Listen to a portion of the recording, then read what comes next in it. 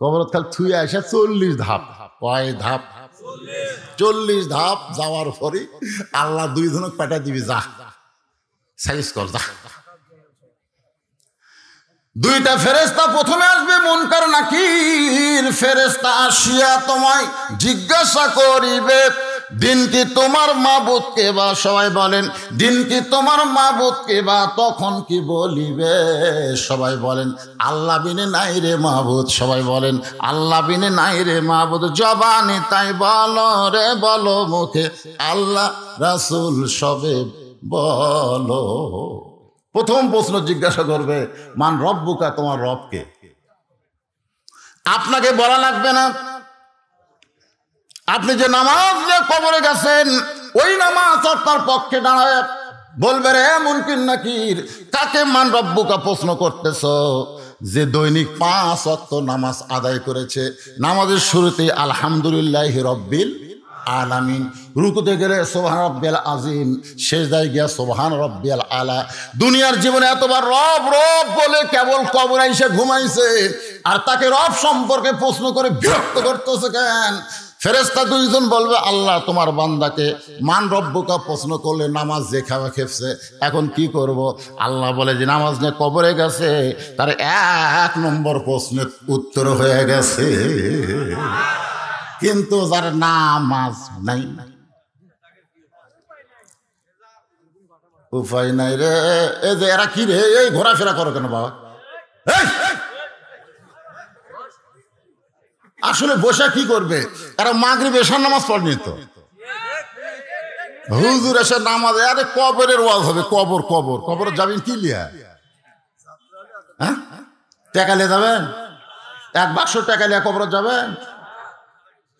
তাহলে কবরে কি নিয়ে যাবেন সেইটার উপর আলোচনা হবে। আস্তাইনু বিসসবরি ওয়াসসালাহ ইন্নাল্লাহা মা'আস সাবিরিন।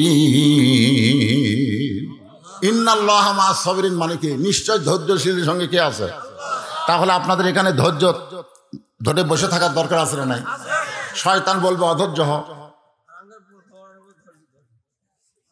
জি, একটু ধৈর্য ধরেন বাজান, ধৈর্য ধরেন। ওটা বসা, পেশাব পায়খানা এগুলো আপাতত বন্ধ করে দেন। মনে করেন আপনি কবরে যাচ্ছেন, মনে করেন রাসূল বলেছে যে নামাজ পড়বা, মনে করবা এটাই তোমার জীবনের শেষ নামাজ। সাহাবের বলেন, হুজুর এটা কেন শেষ? বলে পরের নামাজ পর্যন্ত তুমি বাঁচা থাকবা, এই চিন্তা তুমি করো না, এটাই শেষ মনে করে নামাজ আদায় করো, জীবনে কোনো নামাজ তোমার খারাপ হবে না। ধরে কোন কথা ঠিক কিনা? আপনারাও মনে করেন এটা আমাদের জীবনের শেষ বাসনা, এই মনে করে ধৈর্য নিয়ে বসে থাকেন।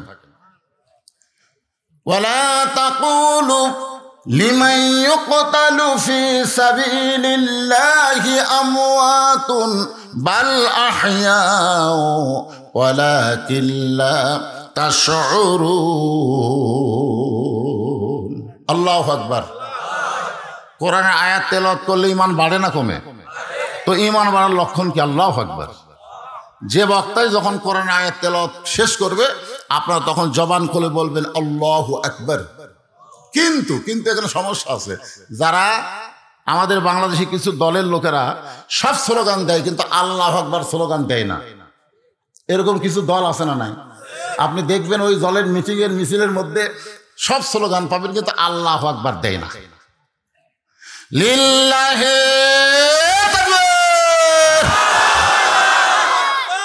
আপনার বলেন তো, আল্লাহু আকবার বললে শয়তান খুশি হয় না বেজার হয়? কিন্তু যাদের মধ্যে শয়তানি আছে তারাও ওয়াজ করবে এই তকবীর কেরা। আমি আপনাদের পাশে কাজীপুরে ওয়াজ করতেছি আর তকবীর দিচ্ছি, এক নেতা সাহেব ওয়াজ করবেন তকবীর কি? আমি বললাম এই তকবীরে শয়তান বেজার হয়, এই শালাকে। আল্লাহ বলতেছে উনি হচ্ছে মানব রূপী শয়তান। কোরআনের তেলাওয়াত শোনার পরে যারা আল্লাহু আকবার বলতে পারতেছেন না, আপনি কোরআনের মাহফিলে বসে থাকলেও আপনি মানব সুরতে শয়তানের পক্ষে কাজ করতেছেন। ধরে কোন ঠিক কি না? এখন থেকে যখন তেলাওয়াত শেষ হবে তখন কি বলবেন? আল্লাহু আকবার। আল্লাহ বলতেছেন আমার কাছে যদি কিছু পাবার চাও, আমার কাছে যদি তোমরা কিছু পাবার চাও, তাহলে ধৈর্য আর নামাজের মাধ্যমে চাও। এখন আপনারা বলেন, আপনারা কি জান্নাত চান? জোরে কান। তাহলে কিসের মাধ্যমে জান্নাত চাবেন? নামাজ ছাড়া। নামাজ ছাড়া। আসসালাতু মিফতাহুল জান্নাহ, নামাজ হচ্ছে বেহেশতের চাবি। একজন আমারে কয়, হুজুর আমি 5 ওয়াক্ত পড়ি না, খালি জুম্মা পড়ি, আমাকে আল্লাহ চাবি দিবি না? আমাকে আল্লাহ দিবে? দিবে। আল্লাহ বলবে যারা 5 ওয়াক্ত পড়ো নাই, শুধু জুম্মা পড়ছো, আমি আল্লাহ তাদেরকে জান্নাত দিলাম, যাও। তারা খুশি হয়ে জান্নাতের দরজাত গিয়ে দেখবে বিশাল একটা তালা। তো বলে আল্লাহ জান্নাত তো দিলেন, কিন্তু তালা আছে। আল্লাহ কয় খুঁজা দেখ, চাবি আছে। ওরা তখন খুঁজা দেখবে একটা চাবি আছে, আলহামদুলিল্লাহ। ওই চাবি তালার মধ্যে ঢুকবে ঠিকই, কিন্তু ঘুরবি না। বলে আল্লাহ চাবি তো ঢুকলো, কিন্তু ঘোরে না কেন? আল্লাহ বলে তালার মধ্যে 5টা দাগ আছে, তো চাবির মধ্যে 5টা দাগ হওয়া লাগবে, দাগে দাগে মিল হবে, কুট্টুস করে খুলে যাবে। তখন বলবে আল্লাহ 5টা দাগ কিসের? বলে 5টা দাগ হলো ফজর, জোহর, আসর, মাগরিব, এশা। এখন বল তোর 5 ওয়াক্ত আছে? কেন আমার খালি জুম্মা। জান্নাত দেখে ফেরত আয়। যারা 5 ওয়াক্ত বাদ দিয়ে খালি জুম্মা মারতেছেন, এরা জান্নাত দেখবার পারবেন, কিন্তু ঢুকবার পারবেন না। এখন সেই জান্নাতে যদি যাইবার চান, 1 নম্বর নামাজ হলো ফজর। জোরে কার নাম কি? লাইলাতুল মিরাজ থেকে রাসূল যখন দুনিয়াতে ফেরত আসলেন, আল্লাহ রাসূল বললেন সাহাবীরা, এই ফজরের নামাজ যখন আল্লাহ আমাকে দিচ্ছেন, আমি তখন বললাম আল্লাহ, যখন সবাই ঘুমের মধ্যে পাগল হয়ে থাকবে, ওই ঘুমের মধ্যে পাগল, বিশেষ করে পৌষ মাঘ মাসে ফজরের নামাজ পড়া আমাদের জন্যে কঠিন না? এই যুবক শোনো, তোমরা যখন ফজরের নামাজ পড়বার যাবা, ল্যাপ ফেলে দিয়া তোষক লাগতে মারে। সালাতু খায়রুম মিনান নাওম শোনার সাথে সাথে ল্যাপত মারছে লাগতি, তোষক মারছে ঝাড়ি।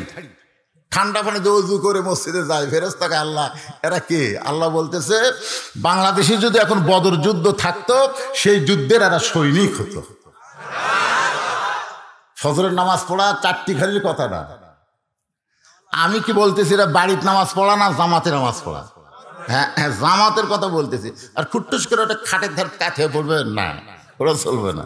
কারণ 2 ওয়াক্ত নামাজ জামাতের সঙ্গে না পড়লে রাসূল বলেছেন সে মুনাফিক হয়ে মৃত্যুবরণ করবে। নামাজ পড়েও লাভ নাই যদি জামাতে না পড়ে। একটা হলো ফজর, একটা কি? জোরে বলে একটার নাম কি? আপনারা যারা আমার সামনে বসে আছেন, কারা কারা ফজরের নামাজ জামাতে পড়েন না? হাত তোলেন। এটা আমি বলবো না। এর এতগুলো মানুষের মধ্যে আপনাদেরকে আমি শরম দেবো কেন? তবে আমার কথা হবে, ও দইলা সাবিল রব্বিকা বিল হিকমা, ডাইরেক্ট বলবো, আর না পারলেও অ্যাঙ্গেলে বলতেই হবে। জোরে কোন কথা ঠিক কিনা? আল্লাহর বান্দারা ফজরের নামাজ আল্লাহ যখন রাসূলকে দিচ্ছেন 2 রাকাত, জোরে কোন কয় রাকাত? ফজরের ফরজ কয় রাকাত? আল্লাহর নামাজ কয় রাকাত? আর ফজরের সুন্নত হলো 2 রাকাত। এই সর্বসাকল্যে ফজর হলো 4 রাকাত। এই 2 রাকাত হলো আল্লাহর, জোরে বলেন কার? এই 2 রাকাত হলো লাইলাতুল মিরাজের নামাজ। মিরাজের রজনীতে আল্লাহ তাআলা রাসূলকে 5 ওয়াক্ত নামাজ দিয়েছিলেন, তার মধ্যে 1 ওয়াক্ত নামাজ হলো ফজর। রাসূল বলে, সাহাবীরা শোনো, আমি যখন বললাম আল্লাহ এই ফজরের নামাজ আমার উম্মতেরা জুমাতে মসজিদে গিয়া জামাত, আপনি কেমন খুশি হবেন? আল্লাহ বলে, হাবিব, আপনার আদি পিতা আদম আলাইহিস সালাম একটা ভুল করার কারণে 350 বছর কেঁদেছে।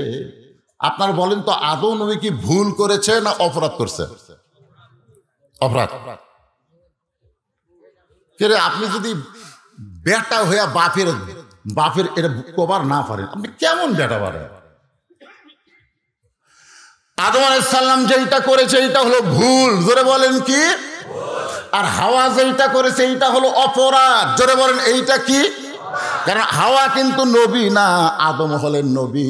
আর নবী সম্পর্কে আল্লাহ বলেছেন, কুল্লু নাবিয়ুন মাসুমাইন, প্রত্যেকটা নবীরা হলো বেগুনা মাসুম। জোরে বলেন সুবহানাল্লাহ। আজকে ক্লিয়ার হয়ে নেন, আমাদের আদি বাবা আদম কি নবী? জোরে বলেন আদম কি? কিন্তু আমাদের মা হাওয়া নবী না। এই জন্য হাওয়া গন্ধম ফল খাসে, খাওয়ার পরে শয়তান বলতেছে, তুই যে একলা একলা খালি, তুই একলাই জান্নাতে থাকবি, তো তুই একলা জান্নাতে থাকতে পারবি? আদম না খাওয়ার কারণে আল্লাহ জান্নাত থেকে বের করে দিবি অখিলা। এমন একটা কুমন্ত্রণা দিয়েছে, স্টার জলসার মতন। কি জলসার মতন? তার জলসা দেখবেন শাশুড়ি বেটার বউ গন্ডগোল, ভাবির সাথে দেওয়ার আর প্রেম, এলা কিন্তু স্টার জলসা জি বাংলার নাটক। এইগুলো আমাদের মেয়েরা দেখে, স্বামী গেছে মালয়েশিয়া, এখন দেওরা নিয়ে ফিল্ডিং মারে, জোরে কোন কথা ঠিক কিনা? এখন মা হাওয়াকে শয়তান যখন কুমন্ত্রণ দিল, তখন ওইটাকে শরবত বানায় আদম নবীরে খাওয়াইলো। আদম নবী যখন তাকায় দেখে হাওয়া মুচকি মুচকি হাসতেছে, আদমের ভিতরে চিন্তা হলো, হাওয়া শরবত খাওয়ার পরে হাসলে কেন? হাওয়া বলতেছে, ফল আকারে পারি নাই, ওটা শরবত করে আপনারে খাওয়াই দিলাম। আদম বলে, হাওয়া কি খাওয়াইলা? বলে, গন্ধম ফল, যে গাছের কাছে আল্লাহ যাইতে নিষেধ করেছে ওই গাছের ফল শরবত করে খাওয়ালাম। সঙ্গে সঙ্গে আমাদের বাবা আদম আলাইহিস সালাম আমার দিকে তাকান, এই জায়গায় এত জোরে চাইবা ধরলো, ফলটার রস যেন নিচে না নামে, আর এই ডান হাত কানা মুখের মধ্যে ঢুকাই দিল। এত জোরে হাত ঢুকাই দিল, কবজা পর্যন্ত হাত গলার মধ্যে গেল, গলা ফেটে রক্ত বের হলো। সামান্য সামান্য একটু শরবত ভিতরে যাওয়ার সঙ্গে সঙ্গে আল্লাহ বলে, আদম রে আর জান্নাতে থাকতে পারবি না। আদম বলে, আল্লাহ আমার দোষ কি? আল্লাহ বলে, গন্ধ ফলের রস যার পেটত যায় তারা পেশাব পায়খানা হবে, আর জান্নাতে কোনো পেশাব পায়খানা নাই। এখন তোর যে পেশাব পায়খানা হবে, তো বলে, আল্লাহ পেশাব পায়খানার জায়গা কোনটি? সেটি পাঠাচ্ছি। এখান থেকে বোঝা গেল দুনিয়া কিসের জায়গা। কথা কয় না, কথা কয় না। এখন পায়খানার মধ্যে আপনি যদি যায়, এখন ঢুকছি আর বাড়াবো না রে। আল্লাহকে কত বড় পাগলা, পায়খানার যায় কয় আমার বার করে কে? এই দুনিয়া হলো পেশাব পায়খানার জায়গা। দুনিয়া আদনা থেকে দুনিয়া, দুনিয়া মানে কিছুই না, দুনিয়া মানে কিছুই না। আর সেই দুনিয়াতে এসে আমরা আর যাওয়ার চাচ্ছি না, মনে করতেছি কি হইনু রে। এরকম আছে না নাই? যেরকম আজ দুনিয়াতে ক্ষমতার স্বাদ পাইয়া অনেকে ক্ষমতা থেকে নামতে চাচ্ছে না, মনে করছে কি হলাম রে। আল্লাহ বলে, ক্ষমতা তোর না, ক্ষমতার মালিক হলাম আমি আল্লাহ। কোরআন শরীফের সূরা মুলকের প্রথম পড়েন, আপনার মাথার মধ্যে আল্লাহ বলে দিবে, তাবারাকাল্লাযী বিয়াদিহিল মুলকু ওয়া হুয়া আলা কুল্লি শাইইন কাদির। গোটা পৃথিবীর রাজত্ব, কর্তৃত্ব, মালিকানা কার হাতে? সমস্ত ক্ষমতার মালিক কে? এখন 5 তলা 2 টাকা হয়, 9টার সময় 1.5 লাখ টাকার খাট আর 12,000 টাকার কম্বল ওরে তো দিয়ে কয়, আমার ঘর আমার বাড়ি হামাক নামাইকে। আল্লাহ কয়, পায়খানার যায় তুই মশান মারতিস? ফেরেশতা 2 টাকায় আল্লাহ ই যে কম্বল গাঁত দিয়ে কইল 9টার সময় আমার বাড়ি আমার ঘর আমাক নামাইকে, এক নামার কেউ নাই।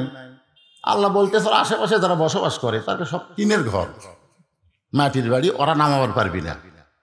ফেরেশতা কয়, আল্লাহ তাহলে কে নামাবি? বলে, 3টা পর্যন্ত ধৈর্য ধর, তত পেঁচাল বাড়িস কেন? ফেরেশতারা 2 জন ধৈর্য ধরে কান্দত আছে। 3টার সময় আল্লাহ একটা ভূমিকম্প দিয়েছে। ধরে কেন কি কম্প? খালি বিল্ডিং কাঁপা উঠছে, টিনের বাড়ি ছাড়া, মাটির বাড়ি ছাড়া ওর কত টেনশন নাই। এই বিল্ডিং আলার খুব টেনশন, এত ফোর্সে নামছে, কম্বলের মধ্যে লুঙ্গি খুলে আছে, ওরাও পড়ার টাইম পায়নি। ফেরেশতা বলতেছে, আল্লাহ নামাইলা তাই করে ন্যাংটা করে নামালা। আল্লাহ কয়, যারা ক্ষমতা পায় নাম্বার চাই না, তাদের নামা হয়তো ন্যাংটার মতোই নামা লাগবে। ধরে কোন কথা ঠিক না? আপনি কি মনে করতেছেন দুনিয়া কি থাকার জায়গা? কেড়ে পাগলা, এটা হলো পেশাব পায়খানার জায়গা। ধরে কোন কি জায়গা? এই পেশাব পায়খানার জন্য আল্লাহ আদমকে দুনিয়াতে প্রেরণ করলেন। এই পেশাব পায়খানা করতে এসে আদম নবী 300 বছর কাঁদলেন। কোন কিতাবে আছে 350 বছর আদম নবী কাঁদতে কাঁদতে এই চোখের পানি দিয়া একই জায়গাতে সবসময় যদি পানি যায়, আপনার বলেন তো, আপনাদের মাটির নালার মধ্যে যদি সবসময় পানি যায়, ওই মাটি কিন্তু পচে যায়। ধরে কোন কি যায়? পানি আজকে টাকার কারণে আরো পছন্দ ধরে। আদম নবীর 2টা গাল মোবারক পচে গেল। এক সময় গালের গোস্ত খসে গেল, গালের গোস্ত খসে গেছে। সাগরে পানি পান করতে গেছে আদম নবী, পানি পান করতে গিয়ে পানির মধ্যে নিজের চেহারা দেখে করছে, হায় হায়, আমি মানুষ না ভূত। আপনারা বলেন, ভাই আমার যদি এই জায়গায় গোস্ত না থাকে, খালি দাঁত, এই জায়গায় খালি দাঁত বাড়াচ্ছে, এটি গোস্ত আছে কিন্তু এটি নাই, আপনারা ওয়াজ শুনবেন, এটা মানুষ করে, এ ভূত রে। আদম নবী নিজের চেহারা দেখলেন, সাগরের পানি, টলটলা পানিতে নিজের চেহারা দিকে আটকে ওড়ে বললেন, আল্লাহ তুমি কোরআনে বলেছ, লাকাদ পড়েন, লাকাদ খলাকনাল ইনসানা ফি আহসানি তাকবীম, মানুষের চেহারা সবচাইতে সুন্দর করে তুমি সৃষ্টি করেছ, সে আমি মানুষের চেহারা এরকম হলো কেন? আল্লাহ আল্লাহ 350 বছর ধরে কাঁদলাম, এখন পর্যন্ত কি গন্ধম খাওয়ার অপরাধ তুমি মাফ করবা না?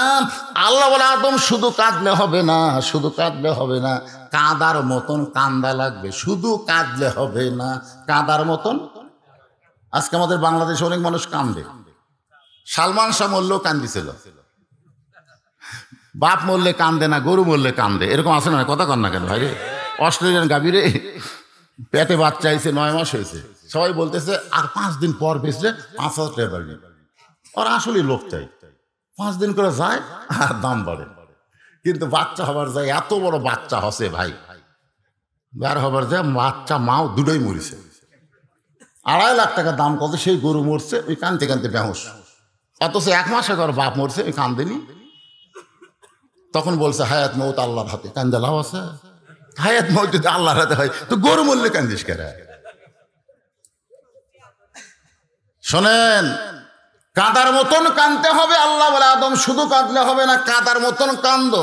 সঙ্গে সঙ্গে আদম নবী বর্তমানে যে এখানে আল্লাহর কাবা ঘর আছে, ওই জায়গায় তখন কাবা ঘর ছিল না, ওই জায়গায় তখন কি ছিল না? কাবা ঘর ছিল না। ওই জায়গার মধ্যে আদম নবী কান্না শুরু করে দিলেন। কানতে কানতে এক সময় 2টা চক্ষু বন্ধ হয়ে গেল। 2টা চক্ষু যখন বন্ধ হয় তখন দেখতে পায় জান্নাতের দরজায় লেখা আছে, লা ইলাহা ইল্লাল্লাহু মুহাম্মাদুর। এই যে জান্নাতে থাকলো, সে জান্নাতের দরজায় কলেমা লেখা আছে, ওরা আদম নবী খেয়ালই করেনি। এখন খেয়াল হয়ে চিল্লায় বলতেছে, আল্লাহ 350 বছর লা ইলাহা ইল্লাল্লাহর কাছে কেঁদেছি, মোহাম্মদ রসুলের ওসিলা একটু কাঁদতে চাই। আল্লাহ বলে, আর কাঁদিস না, ওই নবীকে ওসিলা করার সঙ্গে সঙ্গে আল্লাহ তোমাকে মাফ করে দিল। সঙ্গে সঙ্গে আদম নবী ওই কাবা ঘরের জায়গা, কাবা ঘর যেখানে আছে ওই জায়গার উপরে 2 রাকাত নামাজ আদায় করলেন। কয় রাকাত? এখন আপনাদের কাছে আমার প্রশ্ন হলো, তখন তো কাবা ছিল না, তখন কি কাবা ছিল? কিন্তু আদম নবী যে কাবা ঘরের জায়গার মধ্যে 2 রাকাত নামাজ পড়লেন, কোন দিকে মুখ করে নামাজ পড়ছে? আমরা তো পশ্চিম দিকে কাবার দিকে মুখ করে নামাজ পড়ি। এখন আল্লাহর ওলি দুনিয়াতে নাই, ওনার সঙ্গে আমার পাবনা দারুল আমান ট্রাস্টে 2009 সালে মাহফিল ছিল। আমি ওনাকে বললাম, হুজুর আপনি বলে কাবা ঘরের মধ্যে ঢুকছিলেন? তো বলতেছে, হয় বাজান ঢুকছিলাম। তো কাবা ঘরের মধ্যে ঢুকে আপনি কয় রাকাত নামাজ পড়ছেন? আল্লামা দেওয়ান সাইদি হুজুর বললেন যে আমি 4 রাকাত নামাজ পড়ছি, বেশি টাইম তো দিবে না, এই জন্য 4 রাকাত পড়ছি। আমি বললাম, কোন দিক হয়ে পড়লেন? আমরা কাবার বাইরে থাকলে কাবাকে সামনে নিয়ে নামাজ পড়ি, কিন্তু আপনি কাবার ভিতরে ঢুকে কোন দিক হয়ে পড়লেন? উনি বলতেছে, এই প্রশ্ন করার অর্থ কি? আমরা তো ঢুকতে পারবো না হুজুর, আপনি যখন ঢুকছেন তাহলে আপনার থেকে ভিতরে কিছু খবর জানার অধিকার আছে না নাই? কথা কেন আছে না নাই? উনি আমাকে যে কথাটা বললেন, আমি সেই কথা আস্তাইনু বিস-সবরি ওয়াস-সালাহ দিয়ে আপনাদেরকে আমি বুঝাই দেব। কি শুনতে রাজি আছেন? একটু মনোযোগ দিয়ে শুনবেন। ওই 2 রাকাত নামাজ আদম নবী আদায় করলেন। আল্লাহ বলে, হাবিব আদম নবীর ওই 2 রাকাত নামাজ আমি আল্লাহর এতই ভালো লাগছে, আপনার উম্মতের জন্য ফজরের ফরজ হিসাবে দিয়ে দিলাম। আপনার উম্মতেরা ফজরের ফরজ 2 রাকাত নামাজ যখন জামাতের সঙ্গে আদায় করবে, আদম নবীর সমপরিমাণ সওয়াব আমি আল্লাহ দিয়ে দিব। তাহলে ফজরের নামাজ পড়বেন না ছাড়বেন? জোহরের 4 রাকাত ফরজ নিয়ে নবী বললেন, সাহাবীরা রে, এই জোহরের 4 রাকাত ফরজ যখন আল্লাহ আমাকে দিচ্ছেন, আমি বললাম, আল্লাহ এই জোহরের 4 রাকাত ফরজ নামাজ আদায় করলে আমার উম্মতের রেজাল্ট কি হবে আপনার কাছে জানতে চাই। আল্লাহ বলেন, হাবিব রে, আপনার জাতির পিতা হযরত ইব্রাহিম চড়কের উপরে বসা, চড়কের রশি ধরে টানতেছে তার বাবা আজর, আর নিচে দাউ দাউ করে নমরুদের আগুনের চুলা জ্বলতেছে। ভাইজান, বর্তমান বাংলাদেশে যারা ইব্রাহিমের অনুসারী, যারা ইব্রাহিমকে জাতির পিতা বিশ্বাস করে, তাদের অবস্থাও খুব একটা ভালো। একটু মনোযোগ দিয়ে শুনবেন। কে টানতেছে? কে? আজর মানে কে হয়? বাবা হয়, সেটা বলে কি হয়? বাবা রশি ধরে টানতেছে ছেলেকে বাঁচানোর জন্যে না মারার জন্যে? আপনার বলেন তো, যেই বাবা জাহান্নামের নয় নমরুদের আগুনের চুলার মধ্যে ফেলে দেওয়ার জন্য ছেলে রশি ধরে টানে, এই বাবা ভালো বাপ না খারাপ বাপ?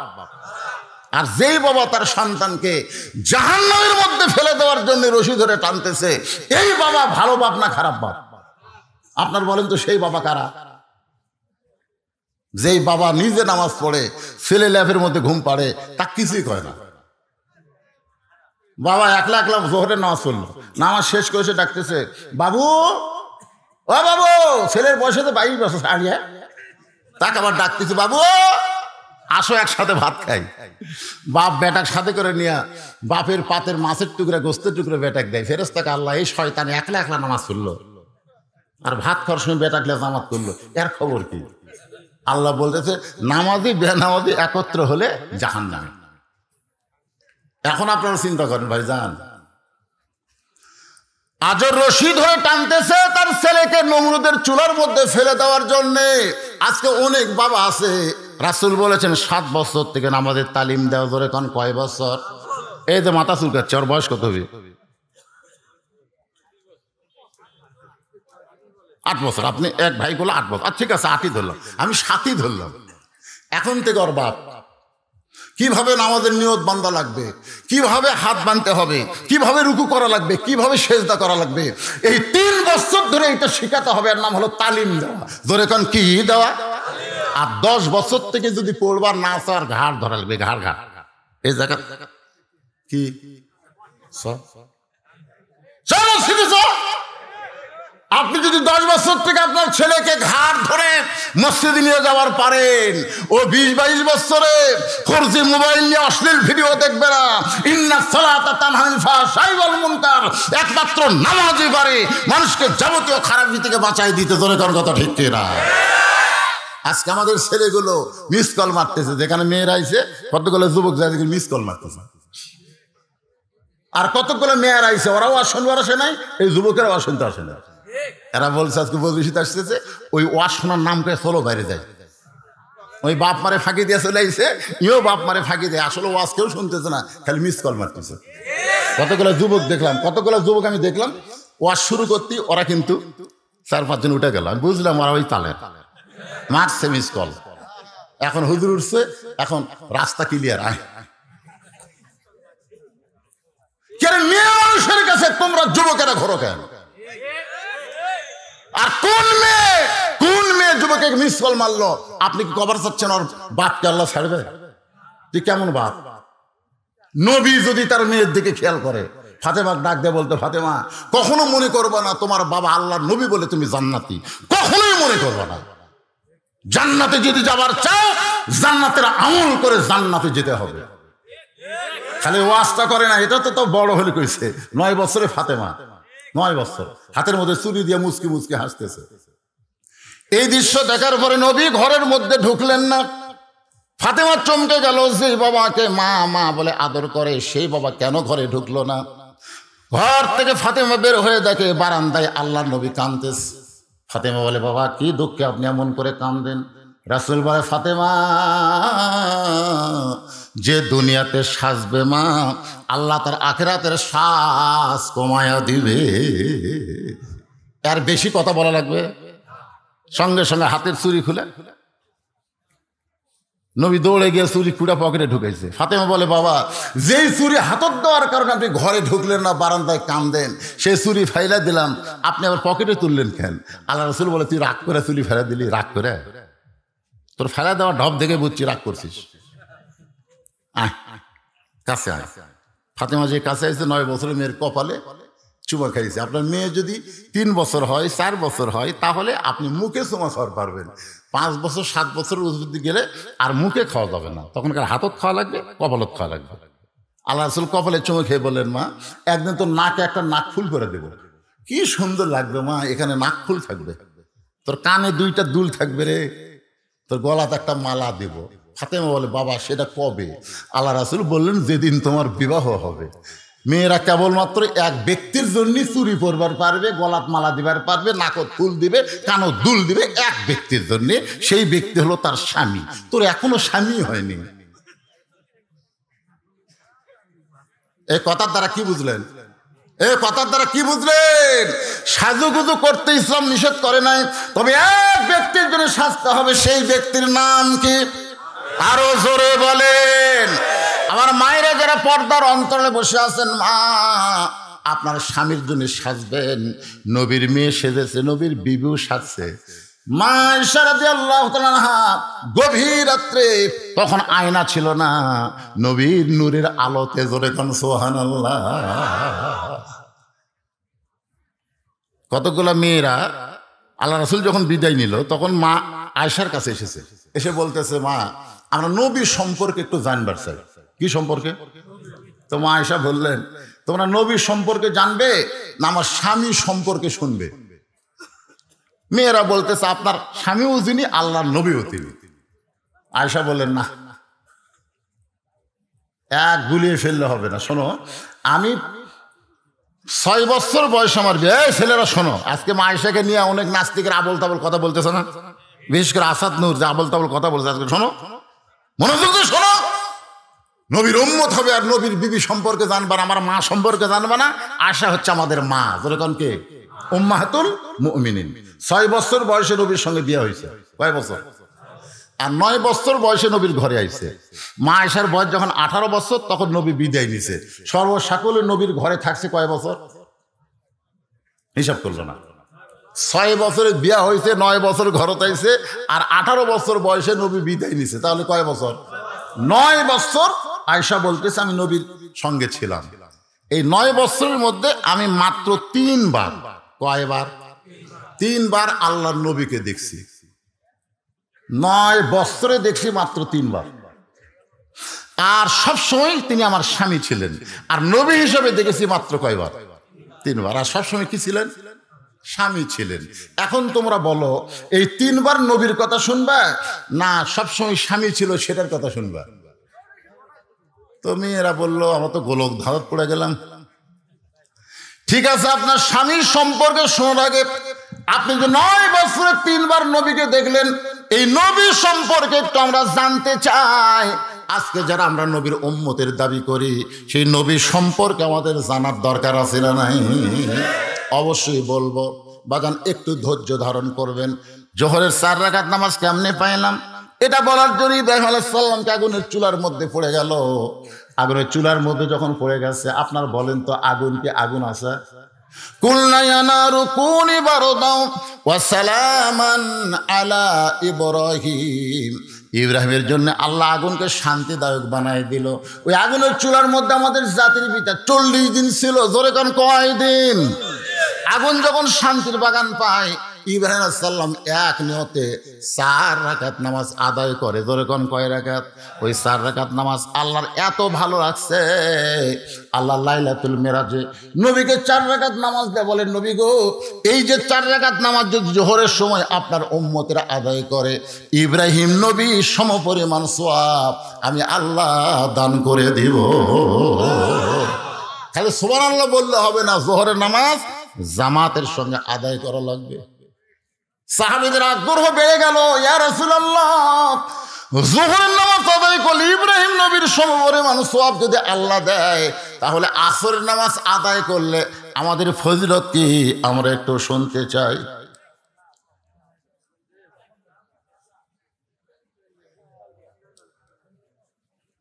কালেকশন হয়নি?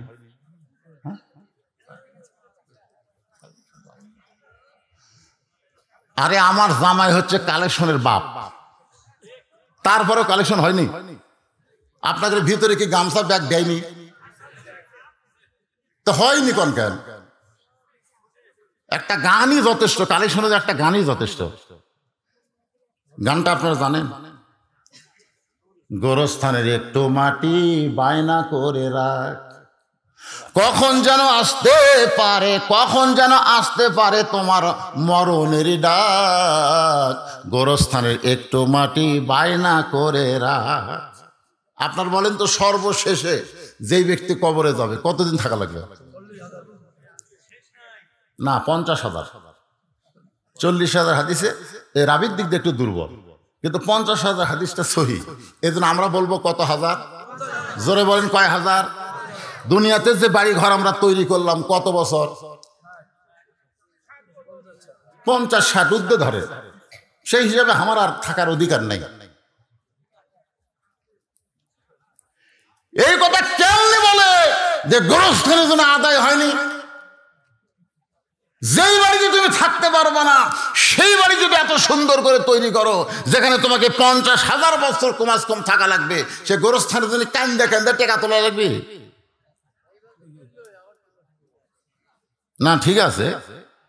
আর আপনাদের গোরস্থান, বিশেষ করে এই আওতার মধ্যে যারা গোরস্থান বানাইছে তাদেরকে বেশি বেশি দান করা লাগবে। বাইরে থেকে যারা আইছে ওরা কি গোরস্থানের টাকা কেনা বেশি টাকা দিবে? তাই ওই 10, 20, 50 টাকা, 100 টাকা দান করবে। আর আপনাদেরকে মেন ভূমিকা পালন করা লাগবে। তো গোরস্থান এই কয় গ্রামের গোরস্থান? এটা কয় গ্রামের? এই যারা এই যে গজারিয়ার যারা মাহফিল করতেছেন গোরস্থান, এই আহালের মধ্যে যারা আছেন তারা কারা কারা একটু হাত তোলেন তো দেখি। যারা মাহফিল করতেছেন গোরস্থানের রে, এই গ্রামের লোকজন এই 3-4টাই। আচ্ছা, এই আপনারা বাহির থেকে কারা কারা আইছেন তারা একটু হাত তোলেন দেখি, যারা বাইরের লোক। আচ্ছা, হাত নামান। বাহিরের সব লোক হইছই না। আপনি যেখানেই যান গোরস্থানের জন্য দেওয়ারটি হলো মৃত্যুকে আপনার খেয়াল আছে, মৃত্যুকে আপনার খেয়াল আছে। এখানে অনেক জামাই এসেছেন, অনেক শ্বশুর আইছেন, তারা এই গ্রামেরই হয়ে গেছে। এই গ্রামের জামাই আছে, শ্বশুর আছে, বিয়ে আছে, তারা হয়তো আজ গাইছেন। তাদেরকে আমি বলবো, আমাকে বলতেছে হুজুর গোরস্থানের জন্য তেমন কিছু আদায় হয়নি। আমি আজকে কবরের পাথেও জোগাড় নামাজের কথা বলতেছি। নামাজের ওয়াজ সবাইকে ভালো লাগবে না। আমার ওস্তাদ আমাকে বলেছে যারা সুদ খায়, তুমি যদি সুদের বিরুদ্ধে ওয়াজ করো এদের কলিজার মধ্যে আগুন ধরবে। যে শালারা বেয়া নামাজি, এদের নামাজের ওয়াজ ভালো লাগবে না। কথা কন না কেন? হ্যাঁ, নামাজের ওয়াজ ভালো লাগবে না, নামাজই পড়ে না তো। বুড়া হয়ে গেছে তারপরে নামাজ পড়ে না। ইমাম মালিক রহমতুল্লাহ বলেছেন কোন বেনামাজি যদি মারা যায় আর কোন নামাজি যদি তার জানাজায় হাজির হয় তার আমল নামায় 1 হুকবা পরিমাণ পাপ হবে। ছাত্র বললেন হুজুর বেনামাজির জানাজা তো যাওয়া যাবে না। ইমাম মালিক বললেন পরিবেশের চাপ যদি থাকে তুমি অজু ছাড়া যাবা। যদি পরিবেশের চাপ থাকে যে জানাজাত না গেলে গ্রামের লোক কি বলবে, তাহলে তুমি অজু ছাড়া যাবা। অজু করে না, অজু ছাড়া। অজু করা অবস্থায় যদি বেনামাজে জানাজাত যাও তাহলে তোমার আমল নামায় 1 হুকবা পরিমাণ পাপ হবে। কেন পাপ হবে শোনেন। বাইনাল আবদি ওয়াল কুফরি তরকুস সালাত। আল্লাহ রাসূল বলেছেন বান্দা আর কাফের এই দুইটা পৃথক করার জিনিসটার নামই হলো নামাজ। যারা বান্দা তারা হলো নামাজি, আর যারা কাফের তারা হলো বেনামাজি। আমি যেই বলবো বেনামাজি আপনারা বলবেন কাফের, বলতে পারবেন না। বেনামাজি আরো জোরে বেনামাজি। আর নামাজিরা জান্নাতি, নামাজিরা ফাদখুলি ফি ইবাদি ওয়াদখুলি জান্নাতি।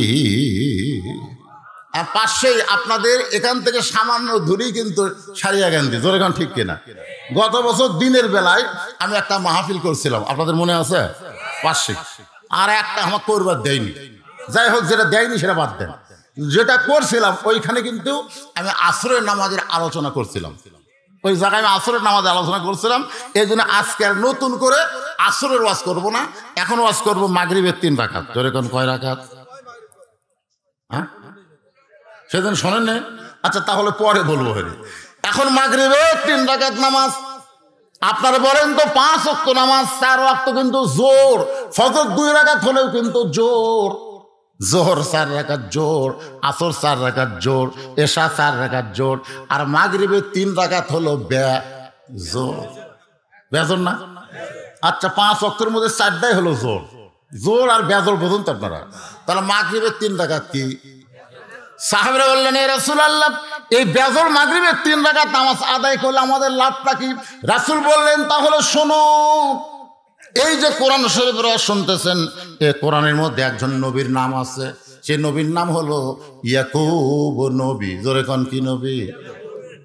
ছেলেরা আমার সঙ্গে, মুরব্বীরা না, ছেলেরা একটু আমার সঙ্গে বলবা, ইয়াকুব নবী বাস করিতেন কেনানে, সবার চাইতে ভালোবাসতেন ইউসুফকে।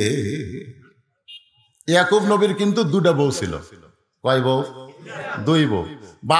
বাবা আদম থেকে আমাদের নবী পর্যন্ত যত নবী দুনিয়াতে আইছে, একজন নবী খালি একটা বিয়া করছে বউ না পাওয়ার কারণে। বউ না পাওয়ার কারণে কয় বিয়া? একজন নবী, তার নাম হলো আদম আলাইহিস সালাম। বউ পায়নি, কারণ যে কয়টা মেয়ে মানুষ সবই তার মেয়ে, জন্ম দেওয়া মেয়ে আর ছেলে। বউ না পাওয়ার কারণে এক হাওয়াকে নিয়েই কিন্তু আদম নবী ছিল। আর একজন নবী এখনো বিয়া করেনি, তার নাম হলো ঈসা আলাইহিস সালাম। আর প্রত্যেকটা নবী কম করে হলেও দুটা করছে, বেশি 100 পর্যন্ত করছে। কম করে হলো করা? দুইটা করছে। এই জন্য আল্লাহ কোরআনে যেখানে বিয়ের আয়াত দিয়েছে সেখানে 2 দিয়ে শুরু করছে। তোমরা 2টা বিয়ে করো, মজা পাবা। এক বউ রাগ করলে আর এক বউয়ের কাছে যাবা। জোরে কোন কথা ঠিক কিনা? আর একটা নিয়ে যদি থাকো, তোমার জীবনে মজা নাই। কোনো বউ যদি রাগ করে, খালি তুই রাগ করছো আর কাছে যাবো, দৌড়ে এসে পা ধরে বলে যাই না, আমি ভালো হয়ে গেছি। মেয়েদেরকে যদি সাইজ করতে চান, সামর্থ্য থাকলে আর একটা বিয়ে করেন, আপনার জীবন শান্তিময় হয়ে যাবে। খালি অর্থের দিক দিয়ে সামর্থ্য না, ওই দিক দিয়ে সামর্থ্য হওয়া লাগবে। জোরে কোন কথা ঠিক কিনা? ওই দিকে কোন দিক, ওটা ইশারা করে বললাম, পরে বুঝে নেবেন। তাহলে ইয়াকুব নবী 2টা বিয়ে করছেন। জোরে কোন কয়টা? 2টা বইয়ের পেট থেকে আল্লাহ তাকে 12টা সন্তান দিয়েছিল। জোরে বলেন কয়টা? একটা বইয়ের পেট থেকে মাত্র 2টা ছেলে, আর একটা বইয়ের পেট থেকে 10টা ছেলে। এই 10টা ছেলে অত্যন্ত খারাপ ছিল, 2টা ছেলে অত্যন্ত ভালো ছিল। ইয়াকুব নবী নির্জনে বসে আল্লাহর কাছে কান্দের, বলে আল্লাহ, আমার 10টা ছেলে এত খারাপ হলো কেন? আমি নবী হয়ে জন্ম দিলাম, তারপরে 10টা ছেলে আমার এত খারাপ হলো কেন? আর আমার 2টা ছেলে এত ভালো হওয়ার পিছনে কারণ কি? আল্লাহ বলে, ইয়াকুব তুমি বাবা, তুমি বুঝবা না, সন্তান ভালো মন্দ এটা বাপের কারণে হয় না, এটা হয় মায়ের কারণে। তোমার যে 10টা ছেলে খারাপ, এ 10টা হলো তোমার ওই বউটাও খারাপ। ধরে কোন কি খারাপ? আজকে যেই ছেলেরা কোরআনের মাহফিল হিসাব মেলার মধ্যে ঘুরতেছে, রাস্তায় রাস্তায় ঘুরতেছে, কোরআনের মাহফিলে বসার সৌভাগ্য হচ্ছে না, বুঝবেন ওই ছেলের দোষ না, দোষ হলো ওর মায়ের। দোষ হলো কার? এই জন্য খ্রিস্টান নেপোলিয়ন বলেছে, ভালো একটা ছেলে যদি তোমরা চাও, তাহলে ভালো একটা বাবা লাগবে না, ভালো একটা মার বড় দরকার। আজকে আমরা ভালো ছেলে যদি পাওয়ার চাই, ভালো মায়ের দরকার আছে না নাই? 10টা ছেলে রক্ত মাখা জামা নিয়ে ইয়াকুব নবীর সামনে কাঁদতেছে। এটা কিন্তু আসল কান্না না, এটা হলো অভিনয়ের কান্না। চোখ দেখালে দরকার পানি পড়তেছে। ইয়াকুব বলে, খবর কি বাবা? বলে, এই যে আব্বা, ইউসুফের জামা। অনেক চেষ্টা করে বাঘের হাত থেকে ইউসুফকে আমরা রক্ষা করবার পারিনি, কিন্তু জামা রক্ষা করছে। আপনার বলেন তো, এর মধ্যে ষড়যন্ত্র আছে না নাই? আচ্ছা, বাঘ যদি ইউসুফকে ধরে, তাহলে আগে কি ইউসুফকে ধরছে না জামা ধরছে? জামা দেখে যে রক্ত মাখা জামা, কিন্তু কোনো জায়গা ছিঁড়েনি, ছিঁড়া ফাটা কিছুই নাই, সে জামা রক্ত মাখা। ইয়াকুব নবী বুঝবার পারলেন যে এরা ষড়যন্ত্র করছে, কিন্তু জবান খুললেন না, কারণ জবান খুললেই বিপদ। এই কারণে তিনি ঘরের মধ্যে গেলেন। ঘরের মধ্যে গিয়ে রক্ত মাখা জামা নিয়ে আল্লাহর কাছে বললেন, আল্লাহ, আমার 10টা সন্তান ষড়যন্ত্র করতেছে, আমি তোমার কাছে বলতেছি, আল্লাহ, আমার ইউসুফ যেখানে থাকে না কেন, তুমি তাকে হেফাজত করো। আপনারা বলেন তো, সন্তানের জন্য বাপের দোয়া কবুল হয় কি হয় না? শ্বশুরের হয়? কথা কয় না। বাপের দোয়া কবুল হয় কি হয় না? মায়ের দোয়া কবুল হয় কি হয় না? ডিসেম্বরের 1 তারিখে আমার অ্যাক্সিডেন্ট হলো। আমার গাড়িকে ট্রাক এবং বাস মারা দিল। আপনারা সবাই দেখছেন ফেসবুকে, সোশ্যাল মিডিয়ায়, আমি ওটা ছেড়ে দিছি। গাড়ি গুঁড়া হয়ে গেছে, কিন্তু আমার কিছু হয়নি। সব আল্লাহর না রে। এইখানে আমার মা আব্বা 18 সালে মারা গেলে মা আমাকে বললো, বাবা তুই বাপের জানাজা যেভাবে করলি, আমি মরে গেলে এরকম কান্দা কান্দা জানাজা করা লাগবে, ওয়াদা দে। তা আমি বললাম, মা আপনি আগে মরবেন না আমি আগে মরবো, কেমন বলবো? বলে আমি মা হয়ে দোয়া করতেছি, আমার আগে তুই মরবি না। কেন সবসময় যদি 5 ওয়াক্ত নামাজ পড়ে তোর জন্য দোয়া করি, মরবি কেমন? আমি সেদিন বুঝলাম যে মায়ের দোয়ার কারণে মাও যে আমার এখনো মরেনি, মাও যদি মরতো আমি বাঁচতাম না, কারণ জানাজা যে করা লাগবে। এই জানাজা করার জন্য আল্লাহ মায়ের দোয়ায় এখন আমাকে অক্ষত রাখছে, জোরে কর সুবহানাল্লাহ। তাহলে মায়ের দোয়া কবুল হয় না শাশুড়ির দোয়া? জোরে কর কার দোয়া? বাপের দোয়া না শ্বশুরের দোয়া? বাপের দোয়া না দয়াল বাবার দোয়া? দয়াল বাবার দরবারেতে কেউ ফিরে না খালি হাতে, দয়াল বাবার দরবারেতে কেউ ফিরে না খালি হাতে। শালি বাবা কেল্লা বাবা, এই বাবা বাবা নিয়ে যারা জিকির করে এরাই হলো 1 নম্বর ভণ্ড। জিকির করতে হবে কার? শুধুমাত্র আল্লাহ ছাড়া অন্য কারো নামে জিকির করা যাবে? এমনকি নবীর নামও জিকির করলে শিরক হবে। কারণ নবীর নামে একটা গান গাইছিল আব্দুল আলিম, নবীর নাম জপে যেজন, নবীর নাম জপে যেজন সেই তো দোজাহানের ধনী। সমস্ত আলিম কইল আব্দুল আলিম শিরক করতেছে, নবীর নাম জপে যেজন এই জায়গায় বলতে হবে আল্লাহ নাম জপে যেজন, আল্লাহ নাম জপে যেজন সেই তো দোজাহানের ধনী। তখন শিল্পী আব্দুল আলিম বলল, ভাইজান তাহলে আমি কি বলবো? তখন তারা বলল, আলেমরা বলল আপনি বলেন নবীর নাম ভাবে যেজন, নবীর নাম ভাবে যেজন সেই তো দোজাহানের ধনী। নবীকে ভাবা যাবে কিন্তু জপা যাবে না। জিকির করতে হবে একমাত্র কার? একটু মনোযোগ দিয়ে শুনবেন। ইয়াকুব নবী আল্লাহর কাছে দোয়া করছে, আল্লাহ ইউসুফকে কিভাবে হেফাজত করতেছেন দেখেন। বণিকেরা যাচ্ছে ব্যবসা করতে, হঠাৎ পানি তৃষ্ণা, তৃষ্ণা দেওয়ার মালিককে। ওরা পানির খোঁজ করতে করতে কূপের কাছে গিয়ে দেখে, ওরে বাবা রে, পূর্ণিমার চাঁদের চাইতে ওরে ফটফটা। একটা যুবক গান গাইছে, কুত্তার বাচ্চা ফুটফুটা সুন্দর, তোর হাওড়া ভাঙ্গা দিবি রে, হাওড়া ভাঙ্গা দিবি, কুত্তার বাচ্চা। লাকাদ খালাকনাল ইনসানা ফি আহসানি তাকবীম, বলতে হবে মানুষের বাচ্চা ফুটফুটা সুন্দর। ধরে কোন কার বাচ্চা? কথা কয় না। আপনার কি কুত্তার বাচ্চা না মানুষের বাচ্চা? ওই যে কইলো কুত্তার বাচ্চা, কুত্তার বাচ্চাটা কি বুঝালো? পরে বলতেছে ডাল চোর, গম চোর, আর কুন্ডা ভোট চোর, আরো কত চোর আমাকে দেশত আছে না নাই, ওদেরকে কিন্তু লক্ষ্য করে বলেছে কুত্তার বাচ্চা। ওটা বলার পেছনে কারণ হলো আল্লাহ বলেছেন সুম্মা রাদাদনাহু আসফালা সাফিলিন। কর্মদোষী মানুষ পশুর চাইতেও জঘন্য হয়ে যাবে। একটু মনোযোগ দিয়ে শোনেন, ইয়াকুব নবীর দোয়া আল্লাহ কিভাবে কবুল করছে।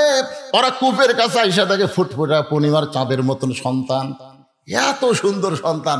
তোলা নিয়ে ব্যস্ত হয়ে গেছে, পানি পান করবি। ইউসুফকে তোলা নিয়ে ব্যস্ত, উপরে তুলে খালি বলতে আমি নেবো, ওইটা আমি নেবো। সবাই কাড়াকাড়ি লাগছে, সুবহানাল্লাহ সুবহানাল্লাহ। এরা তোরা কুয়ার মধ্যে ফেলা দিলি, তাকে নেওয়ার জন্য কাড়াকাড়ি। দেখছেন সবাই যখন কাড়াকাড়ি করতেছে, মনিব সর্দার, ওই বণিকের সর্দার বলতেছে এক কাম করা হোক, এই কাড়াকাড়ি না করে এক টুকরা টুকরা করি, টুকরা টুকরা করে আমরা ব্যাটালি। তখন সবাই বলতেছে মনিব এক যদি টুকরা টুকরা করেন ই পৌঁছে যাবি, বাঁচে থাকবি। বলে তাহলে কাড়াকাড়ি করিস করে, সব বাজারত বেশি বেশি টাকা ভাগ করলে। এখন মানুষ বেচার বাজারে নিয়ে গেছে ইউসুফকে, নবীর ছেলে ইউসুফ নবী, জোরে কোন সুবহানাল্লাহ। ওই বাজারে বহু মানুষের খরিদ্দারের ভিতরে 2টা খরিদ্দার স্পেশাল ভাবে ঘুরতেছে। একটা হলো আজিজ মিশর, আর একটা হলো জোলাইখা। একজনের নাম কি? আজিজ মিশর। আজিজ মিশর হলো স্বামীর নাম, আর জোলাইখা হলো বইয়ের নাম। বউ ঘুরতেছে সামনে সামনে, স্বামী ঘুরতেছে পিছনে পিছনে। একটাই মাত্র অপরাধ, বউকে সামনে দিয়ে স্বামী পিছনে থাকা অপরাধ হলো বহুদিন হলো বিয়ে হচ্ছে কিন্তু বাচ্চা হচ্ছে না। কি হচ্ছে না? আসলে বিয়ে করার পরে বইয়ের কোলে যদি বাচ্চা না দেওয়া যায়, ওই স্বামী কিন্তু অসহায়। মেয়ে মানুষ কয় তুমি যতই বিল্ডিং দাও, যতই গলার মালা দাও, একটা বাচ্চা দাও, আমাকে একটু মা মা বলে ডাকবে, আমি একটু বুকের মধ্যে চাইপা ধরবো। মেয়েরা কিন্তু মাতৃত্বে খুশি, জোরে কোন ঠিক কিনা? জুলাইখার বাচ্চা হয় নাই, বিয়ে হয়েছে বহুদিন। দেখি তো ছোট্ট মানুষের মধ্যে একটা ফুটফুটা বাচ্চা পাওয়া যায় কিনা। ইউসুফের সামনে দাঁড়ায় জুলাইখা হিঁকা নিলেন। আজিজ মিসর বলে, খবর কি? বলে, এত সুন্দর সন্তান আমি জীবনে কোনোদিন দেখি নাই, এইটারে আমি সন্তান হিসাবে নিবার চাই। ধরে কারণ সুবহানাল্লাহ। মনিবের সর্দার মুচকি মুচকি হাসতেছে। অন্য মনিব গুলাকে হাসেন কেন, বণিক গুলাকে হাসেন কেন? বলে, হাসার কারণ হলো মেয়ে মানুষ যখন কোনো জিনিসের পছন্দ করে বুঝতে হবে তার দাম 10 গুণ বেশি। এই জন্য বউ নিয়ে খবরদার মার্কেট যাবেন না। আপনার বউ যদি কোনো জিনিস পছন্দ করে কাপড়ওয়ালা 10 গুণ দাম বাড়াবে। কারণ মেয়ে মানুষ যদি কোনো জিনিস পছন্দ করে, আপনি যদি না লিয়ে দেন, ওর থেকে ঘন ঘন শুরু করবি, ও আর কোনো জিনিসই ভালো লাগবে না, আর মার্কেটে থাকবো না। এই জন্য মেয়ে মানুষের জিনিসের দাম 500, আপনি বউ লিয়ে গেলে দাম চাবি 5000, 5000, 750, 5000। এখন জুলাইখা যেই মাত্র কই যেই বাচ্চা আমার পছন্দ, বণিকের সর্দার বলতেছে 1 লক্ষ স্বর্ণ মুদ্রা। আজিজ মিসর বলে, একটা বাচ্চার দাম কি এত হয়? জুলাইখা বলে, আমি পছন্দ করলাম এই কারণে তোমার কাছে টাকা বাজে। 1 লক্ষ স্বর্ণ মুদ্রা দিয়ে ইউসুফকে কিনে নিয়ে গেলেন। লালন পালন করতেছেন মায়ের মতো। ইউসুফ যখন যুবক হয়ে গেছে, বালেগ হয়ে গেছে, পুরুষ মানুষ যখন বালেগ হবে তখন কিছু সিমটম আল্লাহ তার বাহির করে দেয়। ধরে কোন সুবহানাল্লাহ। কিছু চিহ্ন, এই যে মোবাইল ধরে আছে, ও কিন্তু আস্তে আস্তে বালেগের দিকে যাচ্ছে। বালেগ মানে কি? এইদিকে তাকায় দেখবেন পশমের মতন চুল উঠতেছে, এখানে দেখবেন চুল উঠতেছে, এটাকে হাত রেখে খুশখুশ করে, হাসতেছেন। পুরুষ মানুষের সিমটম হলো মোচোটা, দাড়ি ওটা। দরকার কথা ঠিক কিনা? আর মেয়ে মানুষের চিহ্ন হলো মোচো নাই, দাড়িও নাই। এক মেয়ে আমার কয়, হুজুর আমার স্বামীর দিকে বাইরে গেলি মেয়েরা খালি টকটকায় তাকায় থাকে, সবাই খালি আমার স্বামীর দিকে তাকায় থাকে, খুব সুন্দর তো। আমি বললাম, তুমি কি চাচ্ছ? বলে, আমার স্বামীর দিকে কোনো মেয়ে মানুষ যেন না তাকায়, এই জন্য কোনো দোয়া আছে? মানে একটা দোয়া আছে, তুমি যদি করবার পারো। বলে, কি দোয়া? বলে, তুমি খুব চেষ্টা করে তোমার স্বামীর দাড়ি রাখো। তোমার স্বামী যখন দাড়ি রাখবে তখন মেয়েরা মনে করবে এটা চাচা, আর কেউ তাকাবে না, কারণ দাড়ি রাখলি চাচা। বলে, হুজুর তাই? হ্যাঁ, খালি দাড়ি রাখাও, একটা মেয়েও আমাকে দিকে তাকায় না, কারণ সবাই জানে এটা চাচা, চাচার দিকে তাকে থাকে কোনো লাভ নাই। আর 30 বছরের দাড়িওয়ালা যদি দাড়ি খামায়, অর্ধেক মনে করে এটা আমার ভাই রে, এটা আমার ভাই। আস্তে আস্তে কাছে যাই রে, কাছে যাই। আর চাচা হলে দূরে দৌড়া। আমি এটাকে বললাম, তুমি যদি পারো তোমার স্বামীর মুখে দাড়ি রাখাও। বহু কান্দাকাটি করে ওর স্বামী যখন দাড়ি রাখছে, ওই স্বামীর নিয়ে যখন বাইরে যায়, মেয়েটা তাকায় দেখে একটা মেয়ে ওর স্বামীর দিকে তাকায় না। তার মানে বোঝা গেল পুরুষ মানুষের দাড়ির দরকার আছে নাই? দরকার আছে নাই? ইউসুফ নবীর দাড়ি যখন উঠে গেছে, এমন সময় জুলাইখার কলিজার মধ্যে অন্তরে শয়তান এসে বলতেছে, মিন শাররিল ওয়াসওয়াসিল খান্নাস। আমাদের ভিতরে খান্নাস আছে না নাই? ওয়াসওয়াসিল খান্নাস। খান্নাস এসে বলতে, জুলাইখা দেখ দেখ, আজিজ মিসর বুড়া রে, আরে আর সাইজ দেখছো, এর কমলা লেবুর মতন রে। শয়তান ধোকা দিচ্ছে। জুলাইখা বলতেছে, এরা আমার সন্তান হয়। শয়তান বলতেছে, কোন পক্ষের সন্তান? সে করছেন না আমার স্বামী বুড়া হয়ে গেছে, কি টাটকা মাল। এমন ধোকা মারছে শয়তান। ওই ধোকার কারণে জুলাইখা আস্তে আস্তে, শোনেন, আস্তে আস্তে মাগরিবের 3 রাকাত নামাজ কেমনি পাইলাম শুনবেন না? জুলাইখা আস্তে আস্তে ইউসুফ নবীর কাছে গিয়া যে গায়ে হাতটা রাখছে, গায়ে কেবল হাত রাখছে, সঙ্গে সঙ্গে ইউসুফ নবী হ্যাঁচকা টান মারছে।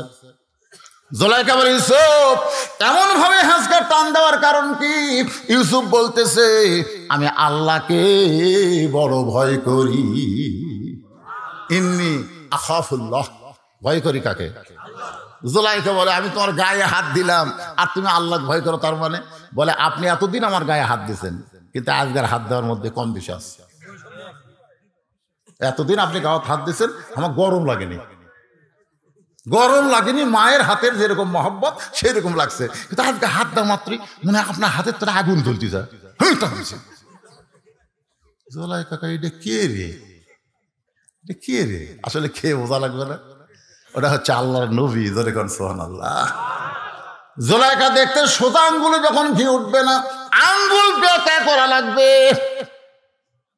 অন্দর মহলে নিয়ে গিয়ে সমস্ত দরজা বন্ধ করে জুলাইখা ইউসুফের সামনে যখন মাথার ওড়না খুলতেছে, মাথার ওপর কাপড় দেয়, ওড়না খুলতেছে, বুক থেকে যখন ওড়না টান দেয়, সঙ্গে সঙ্গে ইউসুফ চোখ দুইটা বন্ধ করেছে। জোরে কান সুবহানাল্লাহ। আল্লাহ, জুলাইখার মনের মধ্যে খারাপ বাসনা, তোমার প্রতি ভরসা করলাম আল্লাহ, তুমি ইউসুফের জন্য যথেষ্ট হয়ে যাও। জুলাইখা বলতেছে আল্লাহ আল্লাহকে কান্দা কাম হবি না, সব দরজা তালা মারছি,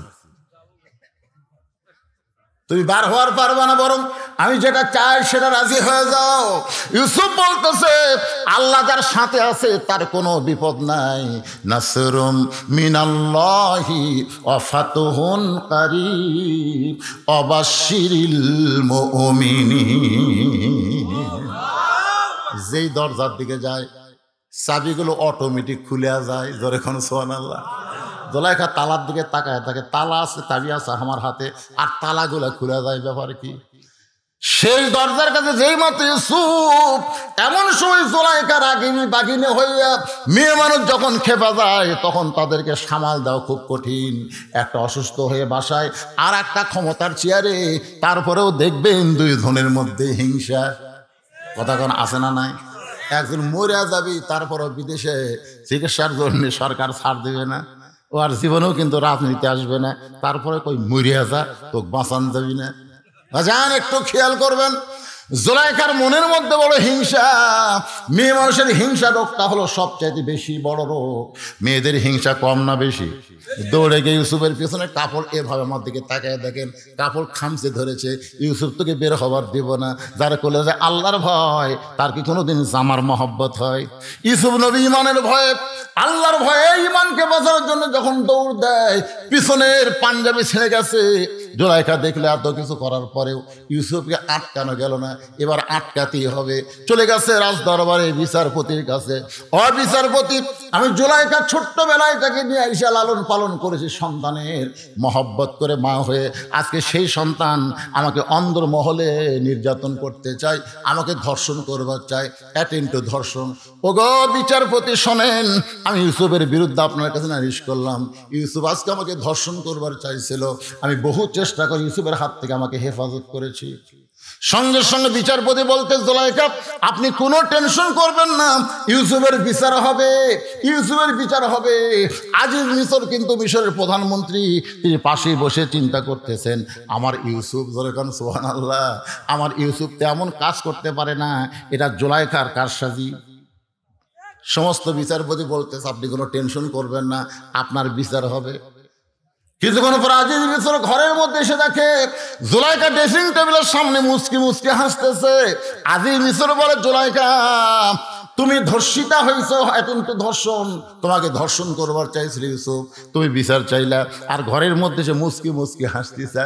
জুলাইখা বলে, বুঝবা না, মেয়ে মানুষের চলা কলা তোমরা বুঝবা না। ইউসুফকে নিয়ে আইছে পরদিন, হাজার হাজার মানুষ, সবাই চিন্তা করে মাকে ধর্ষণ করবার চাই, যে মা হয়ে লালন পালন করছে, এই নিমক হারামকে এক নজর দেখে আসি। দেখার জন্য সবাই এসে দেখে ইউসুফ নবী দাঁড়ায় আছে, তার চেহারার দিকে তাকায় সবাই চুম করছে। এত সুন্দর মানুষ, এত সুন্দর মানুষ, এই অকাম কোনোদিন করতে পারে? সবাই চিন্তা করে এত সুন্দর মানুষ, মাথায় টুপি, মুখে দাড়ি, পরনে জুব্বা, এই মানুষটা নারী নির্যাতনকারী, এই মানুষটা বাড়িতে অগ্নিসংযোগকারী, এই মানুষটা মানুষ হত্যাকারী, এই মানুষটা ধর্ষণকারী, এত সুন্দর মানুষ এইটা কোনো দিন করতে পারে না। ধরে কোন ঠিক কি না? কিন্তু আপনাদের মনে হলে কি হবে? বিচারপতিরা সব ইউসুফের বিরুদ্ধে। ধরে কোন ঠিক কি না? বিচারপতি, প্রধান বিচারপতি বলে, ইউসুফ রে, যে তোমাকে মা হয়ে লালন পালন করতেছিল তাকে তুমি ধর্ষণ করতে চাও, তুমি কেমন নিমক হারাম। ইউসুফ খালি কান্দে আর কান্দে, কিছুই বলতে পারে না, কিছুই বলতে পারে না।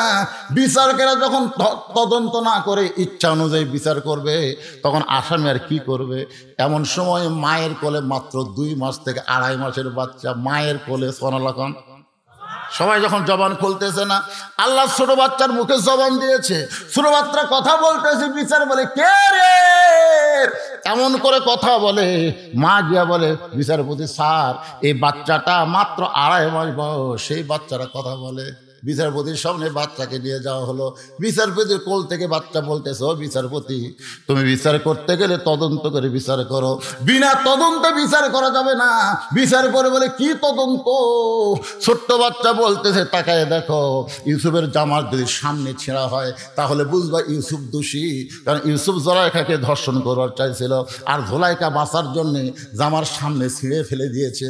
কিন্তু যদি দেখো জামার পেছনে ছেঁড়া, তাহলে জোলাইখা দোষী, ইউসুফ বাঁচবার চায়, কিন্তু জোলাইখা পিছন দিক থেকে ইউসুফকে আটকাবার চায়। এখন ইউসুফের পরনের জামার দিকে তদন্ত করে দেখো, সামনে ছেঁড়া না পিছনে ছেঁড়া। এ কথা বলার সাথে সাথে ওই বাচ্চাটার জবান বন্ধ হয়ে গেছে। জোরে কর সুবহানাল্লাহ। বিচারপতিরা তদন্ত করে দেখে ইউসুফের সামনের জামা ছেঁড়া তো দূরের কথা, একটু ময়লাও নাই, একটু ময়লা নাই। আর পিছন দিকে তাকায় দেখে জামা ছিঁড়ে গেছে। সমস্ত বিচারপতি চোখ বন্ধ করে মনে মনে কয়, ইউসুফ তুমি নির্দোষী, ইউসুফ তুমি নির্দোষী। কিন্তু আমরা জবান খুলবার পারতেছি না, আমরা সাহাবত পড়েছি, আমরা জবান খুলবার পারতেছি না। আজকে তোমার বিরুদ্ধে যে বিচার হবে ইউসুফ, এটা আমাকে অন্তর থেকে না, এটা হলো চাপ। এটা কি চাপ? জোরে করে, এটা কি? আমরা চাপত পড়ে গেছি, কারণ প্রধানমন্ত্রীর বউ তোমার বিরুদ্ধে রিপোর্ট করেছে।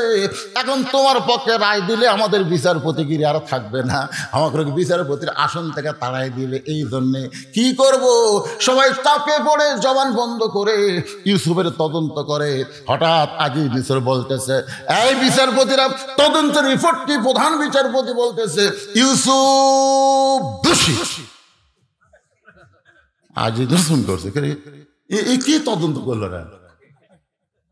ইউসুফের চোখ দর দর করে পানি পড়ে, আর কান্দার বলে, বিনা দোষে দোষী কইরা আল্লাহ আমায় দিল জেলখানা, আল্লাহ উপায় বলো না,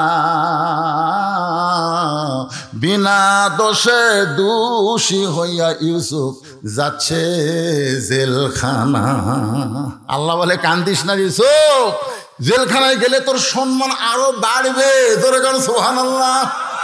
মাত্র 30 মাস জেলখানায় বন্দি থেকে আমির হামজা বার হয়েছে। এই 15 দিনে প্রায় 15,000 দাওয়াত তার কাছে গেছে। আগে আসলো 40,000, এখন কয় 1.5 লাখ। এখন কয় লাখ। এখন আপনারা বলেন দাম বাড়িয়েছে না কমিয়েছে? ভালো মানুষকে বিনা দোষে জেলখানায় বন্দি করলে তার সম্মান বাড়ে দেবে। 50 বছর কোরআনে তাফসির করেছে আমার কলিজার টুকরা হুজুর, সে জেলখানার মধ্যেই মারা গেল, হাসপাতালেই মরল, যেখানে মরছে। জোরে কোন কথা ঠিক কিনা? তাকে যদি একবার ময়দানে আসার সুযোগ দিত, জনগণ বুঝতো পাবলিক কারে কয়। ঠিকই তো, জনগণ বুঝবার পারতো পাবলিক কারে কয়। বাংলার এমন কোনো জায়গা ছিল না যেখানে জনগণের জায়গা দিবার পারতো। জোরে কোন কথা ঠিক কিনা?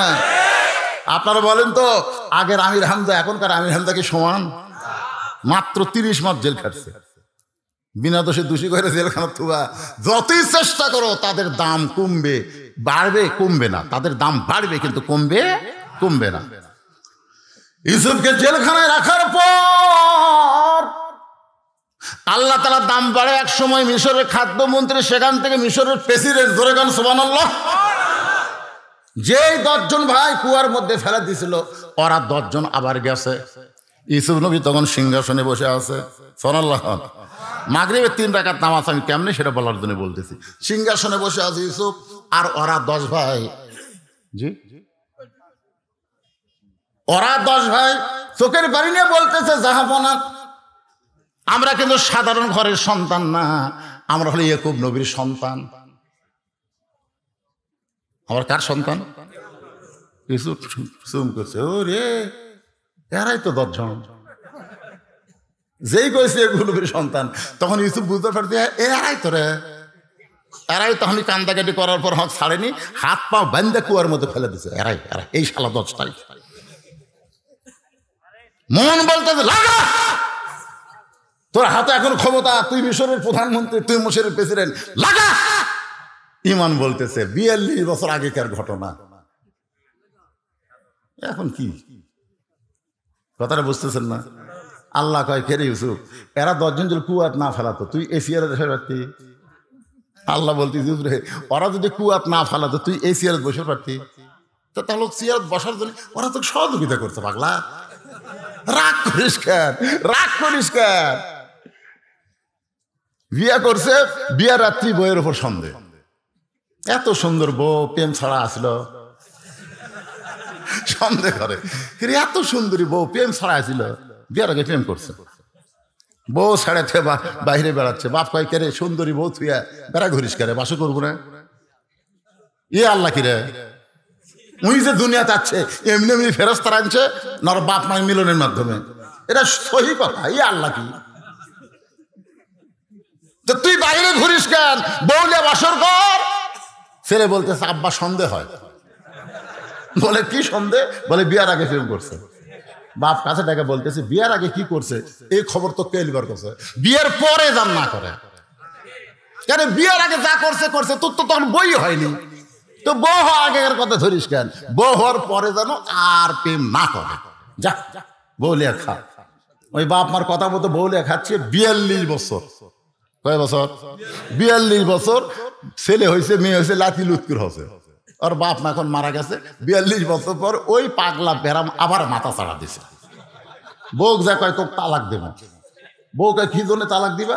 বলে বিয়ার আগে প্রেম করছিস। তো বিয়ার আগে প্রেম করছি, বাসর ঘরে তালাক দেন। এত বছর সংসার করার পর কেন? বাংলাদেশে যারা স্বাধীনতার বিপক্ষে ছিল তাদেরকে যদি বিচার করতেও চাও, যুদ্ধের স্বাধীনতার পরেই করো, এত বছর পরে কেন? জোরে কোন কথা কর না কেন? এত বছর সংসার করার পরে কেন? ও বাংলার মুসলমান, এটা আমাদের জানার দরকার আছে না নাই? ইউসুফ নবীকে তার ইমান বলতেছে, ওরা 10 ভাই যদি কুয়ার মধ্যে ফেলায় না দিত, তুই কাজকে চেয়ারে বসবার পারতি। তুইজ্জুমান তাশা পড়েন, তুইজ্জুমান তাশা ওয়াতুযা বিয়াদিকাল খায়র ইন্নাকা আলা কুল্লি শাইইন কাদির। সম্মান দেওয়ার মালিককে, অপমান করার মালিককে, সমস্ত ক্ষমতার মালিককে। বাজান 10 ভাইকে খাবার দিয়ে বলতেছেন তোমাদের আর একটা ভাই ছিল, তোমাদের আরো 2টা ভাই ছিল। তখন 10 ভাই বলতেছে আর 2টা ভাইয়ের মধ্যে একটা ভাই বাঘে খাসে। কিছু মনে মনে কয় এত বছর পরও শালারা মিথ্যা ছাড়লো না রে। ওই 42 বছর আগেও যে মিথ্যা কথা কয়, এখনো সেই মিথ্যা কথাই বলতেছে। কথা কর না কেন? এত বছর হয়ে গেল তাও মিথ্যা ছাড়ে না। বারে মিথ্যার উপর যাদের জন্ম তারা মিথ্যা ছাড়বে কেমনে? কম বলে আর এক ভাইয়ের খবর কি? বলে বাবা এখন অন্ধ হয়ে গেছে, বাবার লাঠি হইয়া বাবার সঙ্গে থাকে। ইউসুফ চোখের পানি বের করে বলতেছে তোমাদের বাবার সঙ্গে আমি একটু দেখা করবার চাই। 10 ভাই বলতেছে আমার বাবাকে কি আপনার কাছে নিয়ে আসবো না আপনি বাবার কাছে যাবেন? ইউসুফ বলতে 10 ভাই রে, তোরা আমাকে কুয়ার মধ্যে ফেলা দিছিলি, আমাকে চিনবার পারিস নাই, কিন্তু আমি তোদের চিনেছি, কিন্তু প্রতিশোধ গ্রহণ করলাম না। ইয়াকুব নবীর সঙ্গে ইউসুফ নবীর যখন মিলন হবে, মিলন মানে কি? এত বছর পরে বাবার কাছে সন্তান আসতেছে, বাবার কাছে সন্তান আর সন্তানের কাছে বাবা, সন্তান আর বাবার মধ্যে মহব্বতের একটা মিলন আছে না নাই? আপনাদের বাবার সাথে মহব্বতের মিলন হবে না, কারণ অনেকের বাবা দুনিয়া থেকে কবরে চলে গেছে, অনেকের মা দুনিয়াতে আর নাই। আমার বাবা 18 সালে দুনিয়া থেকে বিদায় নিল, যাওয়ার সময় বলতেছে বাপজান আমি মরে যাওয়ার পর আমাকে কোন জায়গায় রাখবি? আমি বললাম বাজান আপনাকে এমন তেমন জায়গায় রাখবো না, মসজিদের পাশেই, যারা আমাকে দাওয়াত দিবার যান দেখবেন মসজিদের পাশেই আমি একটা গোরস্থান বানাইছি, এর জানলার পাশে আমার বাবাকে কবর দিয়েছি।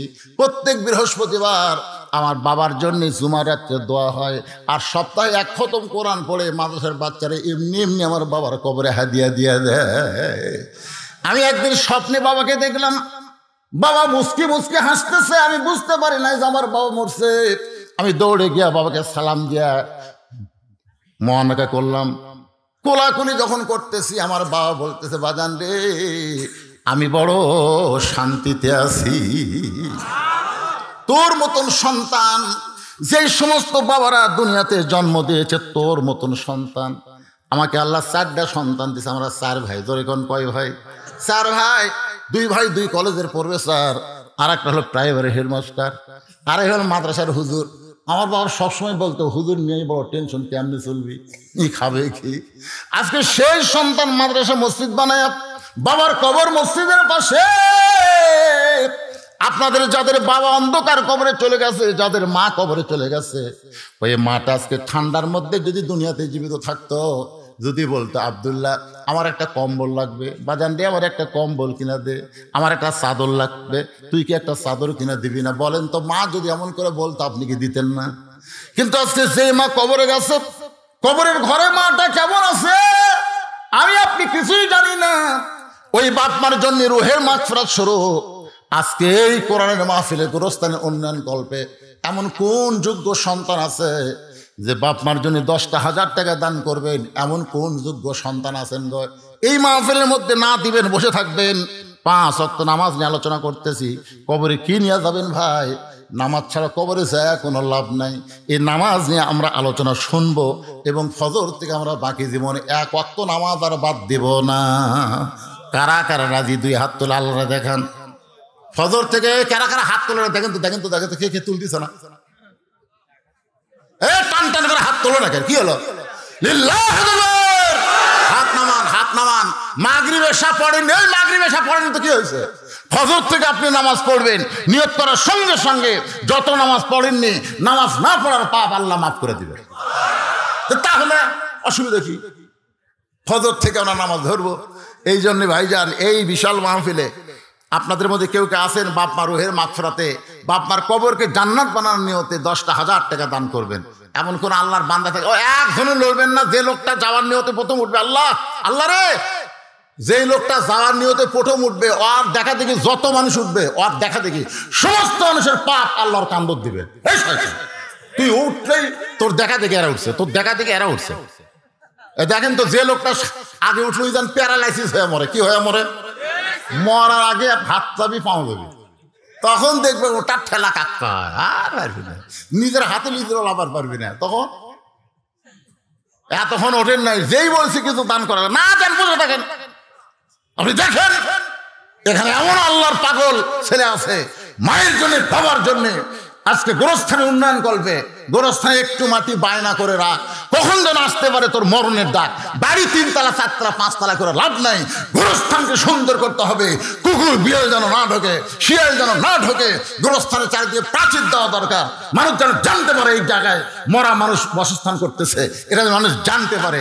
মানুষ মরা মানুষের কবরস্থান দেখলে, যারা দুনিয়া থেকে বিদায় নিয়েছে তাদের কবরস্থান দেখলে নিজেকেও যাওয়া লাগবে, এই কথা বারবার মনে হবে। জোরে করার কথা ঠিক কিনা? যদি আজকে গোরস্থান না থাকতো, মানুষ মরার কথাই ভুলে যেত। যে চরিত্র মানুষের হচ্ছে, আপনাদের মধ্যে নাই 10,000 টাকা দেওয়ার মতন কেউ নাই?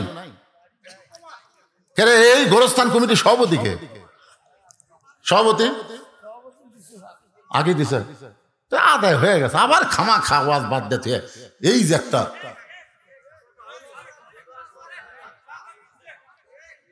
আরে করবই তো, আমি কেউ অস্থির মধ্যে একটা জিনিস চাইছি ভাই রে, বড় আশা করে 10,000, আপনার 10 জন মিলে 10,000 টাকা দেন, দেন। কিসের ধান হয়নি, এবার দেওয়া লাগবে, আগামীবার দিবেন, এই নিয়তে নাম লেখা দেন। এই 1,000 দিল। এই কোন গ্রামের বাবা? কে রে, কে লিখতেছে? কে?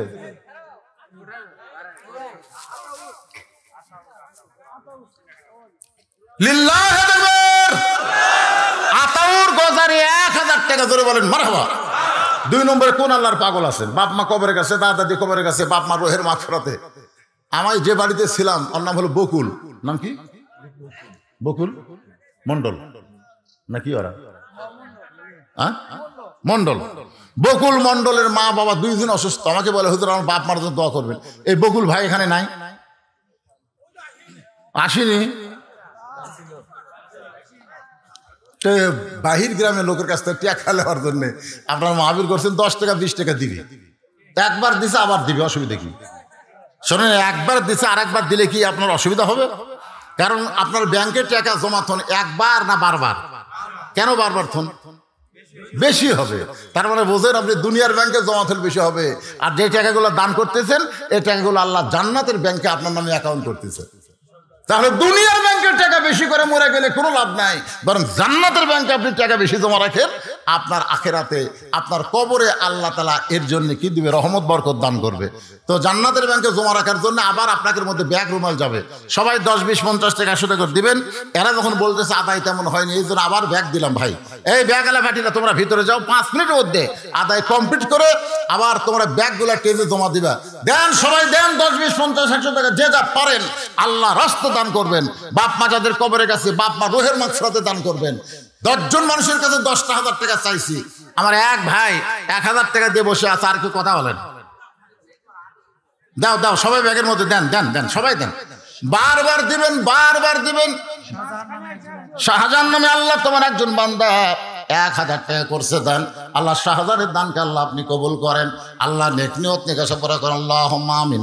আমার মা বোনেরা যারা পর্দার অন্তরে বসে বসে আর শুনতেছেন, মা ইসলামের জন্য সবচাইতে বেশি দান করেছে, তিনি হলেন ফাতেমার মা খাদিজা, নবীর 1 নম্বর দরদের বিবি। সেই মা খাদিজা কিন্তু জান্নাতুল মুআল্লা, জান্নাতুল মাওয়ার মধ্যে শুয়ে আছে। মক্কা ঘরের সামান্য 1 কিলোমিটার দূরে মা খাদিজার কবর। ওই কবরের পাশে দাঁড়ালে বোঝা যাবে মক্কার সবচাইতে ধনবতী রমণী খাদিজা। ইসলামের জি কে 1000? আব্দুর রাজ্জাক 1000 টাকা দান করে হয়েছে। আপনারা করতেছেন কেন ভাই? মিন শারিল ওয়াসওয়াস, আপনাকে ধোঁয়া দিচ্ছে, শয়তানের ধোকায় পড়েন না। সবাই জিকির করেন লা ইলাহা ইল্লাল্লাহ, লা ইলাহা ইল্লাল্লাহ, লা ইলাহা ইল্লাল্লাহ, লা ইলাহা ইল্লাল্লাহ, লা ইলাহা ইল্লাল্লাহ, লা ইলাহা ইল্লাল্লাহ, লা ইলাহা ইল্লাল্লাহ, লা ইলাহা ইল্লাল্লাহ, লা ইলাহা। আমি সব দিশা 1000 টাকা দিলে হবে? আচ্ছা ঠিক আছে। কারণ হুজুর আমি গরিব মানুষ, 1000 টাকা দেবো, ওনার নাম লেখেন 1000 টাকা। আবু তালেব আজকের মাহফিলে সব সাহেব 1000, হ্যাঁ আব্দুল খালেক, আবুল খালেক হবেন, আব্দুল খালেক 1000 টাকা দান করেছে। আল্লাহ তার দানকে কবুল করেন, ধরে করেন আমিন। ভাইজান যারা উঠে গেছে গেছে, যার ভাগ্য যার ইমান যেরকম, ধরে করেন ঠিক কিনা? এই ফাঁকা জায়গাটা আপনার পুরো করে বসেন তো, ফাঁকা জায়গাটা পুরো করে বসেন। আমি মাগরিবের পরে এশার পরে আসরের কথা আলোচনা করব। কে? আলমগীর হোসেন নগদে 500 টাকা টেজে করছে দান। এই যারা পিছনে বসে আছেন সামনে দিকে আসেন, যারা গেছে চলে গেছে, অসুবিধা নাই, আমরা এখনো কম নাই, অনেক আল্লাহর বান্দা আছি। 1000 সাহাবী নিয়ে নবী উহুদের ময়দানে রওনা দিয়েছিলেন, জোরে কোন ঠিক কিনা? রাস্তার মাঝখানে 700 জন আগে আউট। তা আমরাও এরকম তো, নবীর পিছনের জায়গায় যদি সরে যায় আর কোরআনের মাহফিল থেকে শয়তান সরাই নিবে না, এটা কেমনে ভাবছেন? কি নাম? মিলন নামে আল্লাহ তোমার একজন বান্দা 2000 টাকা দান করবে। আল্লাহ মিলনের দানকে আল্লাহ আপনি কবুল করেন। আল্লাহ নেক নিয়ত নেক আশা পুরা, আল্লাহুম্মা আমিন। কবুল করো, কবুল করো মোদের কামনা, দানকারীকে দিবেন জান্নাত, আল্লাহ নিরাশ। আপনারা ওয়াজ শুনবেন তো হইছে করলে হবে, যারা গেছে আর যারা আছে সমান, তো তাহলে আপনার ভদ্র, আপনারা হচ্ছেন তাকওয়াবান, আপনারা হচ্ছেন মুত্তাকি। আল্লাহ কোরআন বলেছেন হুদাল্লিল মুত্তাকিন, হেদায়েত নিতে গেলে কোরআন থেকে হেদায়েত নিতে গেলে মুত্তাকি হওয়া লাগবে। যারা গেছে ওরা তো মুত্তাকি না, আপনারা হলেন মুত্তাকি। মুত্তাকি মানে হইছে করলে হবে না। সুন্দর পরিবেশে আপনারা বসেন, আমি বাকি আলোচনা করে তারপর মোনাজাত করব। আব্দুল লতিফ আল্লাহ 500 টাকা দান করেছে। আব্দুল লতিফের দানকে কবুল করেন কে? মাহবুবুর রহমান 1000 টাকা দান করেছে, আল্লাহ তার দান কবুল করেন। আল্লাহ নেক নিয়ত নেক আশা পুরা, আল্লাহুম্মা আমিন। এ দুনিয়া রবে না কো চিরকাল, একদিন ভাঙবে রে বাজার। ইয়াকুব এবং ইউসুফ আলাইহিস সালাম তখন একত্র হলেন। ইয়াকুব নবী দুই কানা, আমার দিকে তাকান ভাইজান, দুই কানা হাত বাড়ায় দিছে, দুই কানা হাত বাড়ায় দিছে। ইউসুফ আসতেছে। এতদিন পরে বাবার বুকের মধ্যে যখন সন্তান ঢুকবে, বাবা সন্তানকে বুকের মধ্যে চাইবা ধরবে, আপনার বলেন তো শান্তি কেমন হবে? কথা কয় না? এত বছর পর যে সন্তান হারায় গেছিল, এখন মিশরের প্রেসিডেন্ট হয়ে বাবার বুকের মধ্যে আসতেছে, বাবার কলিজা কেমন শান্তি পাবে। ইয়াকুব যখন দুই কানা হাত বাড়ায় সন্তানের দিকে বাড়ায় দেয়, এমন সময় আল্লাহ বলেন, ইন্নামা আমওয়ালুকুম ওয়া আওলাদুকুম ফিতনা। ইয়াকুব রে, সম্পদ আর সন্তান হলো বিপদের কারণ। এত বছর পরে আমি তোমার সন্তান তোমাকে ফিরাই দিলাম, তুমি আমার শুকরিয়া না করে তোমার সন্তানকে বুকের মধ্যে নিবার চাও। আমি আল্লাহ বেজার না, বেজার না। তুমি বাবা হইয়া, তুমি এখন নবী নাই, তুমি হইছো বাবা। জোরে কোন কি? তুমি বাবা হইয়া তোমার সন্তানকে বুকের মধ্যে নিবা, আমি আল্লাহ বেজার না। কিন্তু তুমি যদি নবী হও, তাহলে সন্তানকে বুকে নেওয়ার আগে আমার শুকরিয়া আদায় করো। ইয়াকুব আলাইহিস সালাম ইউসুফকে বুকের মধ্যে না নিয়ে শুকরিয়া তার এক নিয়তে 3 রাকাত নামাজ আদায় করে।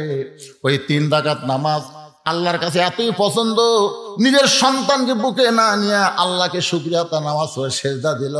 আল্লাহ বলে, হাবিব, ইয়াকুব নবীর ওই 3 রাকাত নামাজ আপনার উম্মতের জন্য মাগরিবের 3 রাকাত হিসেবে দিয়ে দিলাম। আপনার উম্মতেরা মাগরিবের 3 রাকাত নামাজ যখন জামাত আদায় করবে, ইয়াকুব আর ইউসুফ নবীর সম পরিমাণ সওয়াব আমি আল্লাহ তাদের আমল নামায় দিয়া দিব। সাহাবীরা বললেন, ইয়া রাসূলুল্লাহ, এশার 4 রাকাত ফরজ আদায় করলে, এশার 4 রাকাত ফরজ আদায় করলে আপনি কেমন খুশি? আপনি বলেন তো, রাতের সর্বশেষ নামাজ কি? এশার নামাজ। এশার নামাজ পর্যন্ত আল্লাহ অপেক্ষা করে, আপনি ফজর বললেন না। আল্লাহ কয়, এই ফেরেশতা ফজর পড়েনি রে। ফেরেশতা কয়, বেনামাজি না, বেনামাজি কইস না, ফজর পড়েনি, জোহর পড়বি। তখন জোহরও পড়ে না, তখন ফেরেশতাকে আল্লাহ দেখেন জোহরও পড়লো না। আল্লাহ কয়, এখনো বেনামাজি লিখিস না, আসর পড়বি। আসরে যখন পড়ে না, আল্লাহ কয় মাগরিব পড়বি। মাগরিব যখন পড়ে না, তখন ফেরেশতাকে আল্লাহ 4টাই গেল, একটা থাকলো। আল্লাহ কয়, ওটা পড়বি রে, ওইটা পড়ে তওবা করবি, কাল থেকে আর বাদ দিবি না। কিন্তু যখন এসাও গেল, তখন ফেরেশতারা আল্লাহর দিকে তাকায়, বলে, আল্লাহ এখন কি করব? যা খুশি লেখ, যা খুশি লেখ। ফেরেশতাকে, আল্লাহ তুমি তোমার বান্দাকে এত ভালোবাসলে কি হবে? তোমার বান্দাটা তোমাকে ভালোবাসে না তো। যদি ভালোবাসতো, দুনিয়া ত্যাগ করে সে তোমাকে রুকু সেজদা করতো। জোরে কোন কথা ঠিক কিনা? তোমাকে ভালো, তাহলে ভালোবাসলে হবে? এক পক্ষে ভালোবাসাতে কাম হয়? আমরা আল্লাহ আমাদের ভালোবাসে, আমাকে যদি আল্লাহকে ভালোবাসি, আল্লাহ বলেছে, ইন্না সলাতি ওয়া নুসুকি ওয়া মাহইয়ায়া ওয়া মামাতি লিল্লাহি রাব্বিল আলামিন। তোমাদের নামাজ, তোমাদের কুরবানি, তোমাদের বেঁচে থাকা, তোমাদের মরে যাওয়া কেবলমাত্র একমাত্র কার জন্য? আরো জোরে বলেন, কার জন্য? সে আল্লাহর জন্য। যদি নামাজ পড়তে চাই, একটু খেয়াল করে ঈশার নামাজ 4 রাকাত কেমনে পাইলাম, এটা পড়লে আমাদের লাভটা কি? রাসূল বলে, এ আমার সাহাবীরা শোনো, আমার আগে যেই নবী দুনিয়াতে আইছিল, এই নবীর নাম হলো ঈসা রূহুল্লাহ। ঈসা আলাইহিস সালামের নাম শুনেন না আপনারা? আমাদের নবীর আগেই কিন্তু তিনি এসেছিলেন। ঈসা আলাইহিস সালাম দুনিয়া থেকে গিয়েছেন না আল্লাহ নিয়ে গেছেন? মানে এমন জায়গায় গেছে যেটি নিজে যাওয়া যাবে না, আল্লাহ না নিয়ে গেলেন। ইহুদিরা, এই যে শালা ইহুদিরা বাইতুল মুকাদ্দাস ধ্বংস করে বসাচ্ছে, ওই শালারাই, ওই শালারা।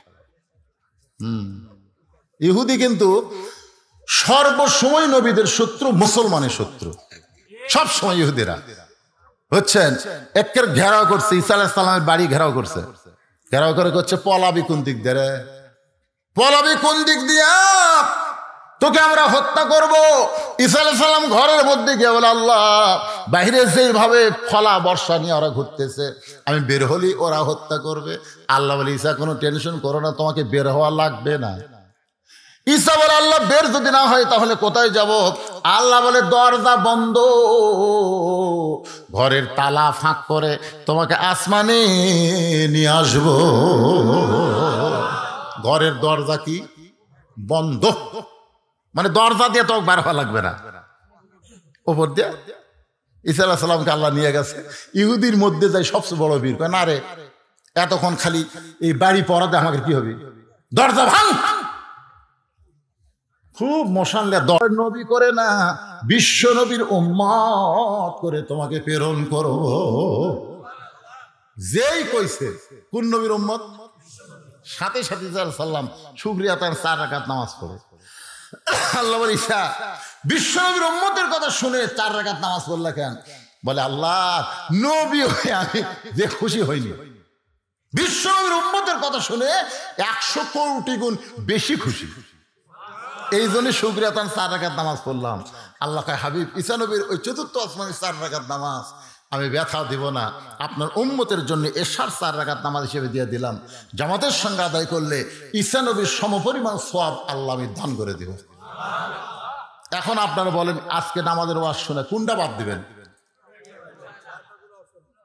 বাদ দেওয়ার আসন আছে? খালি নামাজ ধরেন, কবরে যে 1 নম্বর প্রশ্নের উত্তর আপনি দেওয়া লাগবে না, নামাজে উত্তর দিবে। রাসূল বলেছে 1 নম্বর উত্তর যারা পারবে 2 নম্বর 3 নম্বর তাদের কাছে পানির মতন সোজা হয়ে যাবে। ধরে কেন সুবহানাল্লাহ। তাহলে কবরে 3টা প্রশ্নের উত্তর যদি দেয়, আল্লাহ রাসূল বলেছেন তার কবর থাকবে না, তার কবর থেকে হয় জান্নাতে নিয়ে যাওয়া হবে, না হয় তার কবরকেই জান্নাতের বাগান বানানো হবে। এখন আপনারা বলেন সেই নামাজ নিয়ে আমরা কবরে যাবার চাই? রাজি? নামাজ পড়া অবস্থায় যদি মৃত্যু হয়, আবার হয়তো দেখেন আপনি জোহরের নামাজ পড়ছেন, আসর আগে মারা গেলেন, যদি মরে যান, আর যদি বুড়া বয়সে অসুস্থ হয়ে মরে যান, যৌবনের নামাজ আপনাকে এমন কাম দিবে, সরকারি চাকরি যেরকম যৌবন বয়সে হয়, বুড়া বয়সে বসে বসে পেনশন খায়। ধরে এখন কথা ঠিক কিনা? আপনি যৌবনে যদি 5 ওয়াক্ত নামাজ জামাতে পড়ে, বুড়া বয়সে যদি জামাতে নামাজ পড়ে না পারে, ঠিক মতো নামাজে না পড়তে পারেন, আল্লাহকে যৌবনের বয়সের নামাজের পেনশন তো মরা ফোন থাকে সব ধরে সরকার দিবার পারে, আমি আল্লাহ পারি না। কিন্তু যৌবনে যদি নামাজ বাদ দিয়ে ওই বুড়া বয়সে ধরেন, হবে? এখন তো 2-1টা বুড়া যায় আর খারাপ হওয়ার পারে না, সিয়ারত বসতে কাম সারে। ধরে কোন কথা ঠিক কিনা? তাই আসুন ভাইজান, যে কোনো মুহূর্তে আমাদের মৃত্যু হবে, কবরে যাওয়াই লাগবে। খালি খালি কবরে না নিয়ে যাই আমরা নামাজ নিয়ে যেন কবরে যাইতে পারি। আল্লাহ আমাদের সকলের জন্য কবুল করুক, সকল বলে আমিন। আসরের ওইখানে আমি বলেছিলাম, তারপরে যখন শুনতে চান শোনেন, অল্প সময়ের মধ্যে বলতেছি। আসরের 4 রাকাত নামাজ আমরা মুসা আলাইহিস সালামের মাধ্যমে পাইছি। কিভাবে পাইলাম একটু খেয়াল করেন। মুসা আলাইহিস সালাম ফেরাউনকে কলেমার দাওয়াত দিল, কিন্তু ফেরাউন কলেমার দাওয়াতকে গ্রহণ করলো না, বরং মুসা নবীকে আক্রমণ করলো। ফেরাউন তার দলবল নিয়ে মুসা নবীকে যখন আক্রমণ করে, মুসা নবী তখন বলে আল্লাহ, ফেরাউন যে আমাকে আক্রমণ করতেছে, আমাকে হত্যা করতেছে, আমি কি করব? আল্লাহকে খাড়াই থাকি, দৌড় দে। তো মুসা আলাইহিস সালাম দৌড়ানো শুরু করছে। কিছুদিন পরে বলতেছে আল্লাহ, এই ফেরাউনের ভয়ে, দল বলের ভয়ে আমি যদি নবী হয়ে সামনে দৌড়াই, জনগণ কবি কি? ফেরাউন ধাবড়াচ্ছে, মুসা দৌড়াচ্ছে। আল্লাহ কয় মুসা, ফেরাউন ধাবড়াচ্ছে, তুই দৌড়াচ্ছি, এর মধ্যে হুকুম কার? আমার। দৌড়া। মুসা কয় আল্লাহ কতদূর পর্যন্ত? দৌড়া, যেটি গেলে তোর পুরস্কার। আর ফেরাউনের সেই একেবারে সাগরের কিনারা এসে মুসা নবী ব্রেক। ফেরাউন কয় এখন কোন দিক দিয়ে যাবি? এখন কোন দিক দিয়ে যাবি? মুসা বলতেছে আল্লাহ সামনে সাগর, 3 দিকে ফেরাউনের সৈন্য, এখন কেমনে যাব? আল্লাহ বলে মুসা রে, আর একবার সাগরের দিকে তাকায় দেখ। মুসা নবী তাকায় দেখে আল্লাহ তাআলা লোহিত সাগরকে 12 লাইন রাস্তা বানায় দিছে। 12 লাইন। কয় লাইন?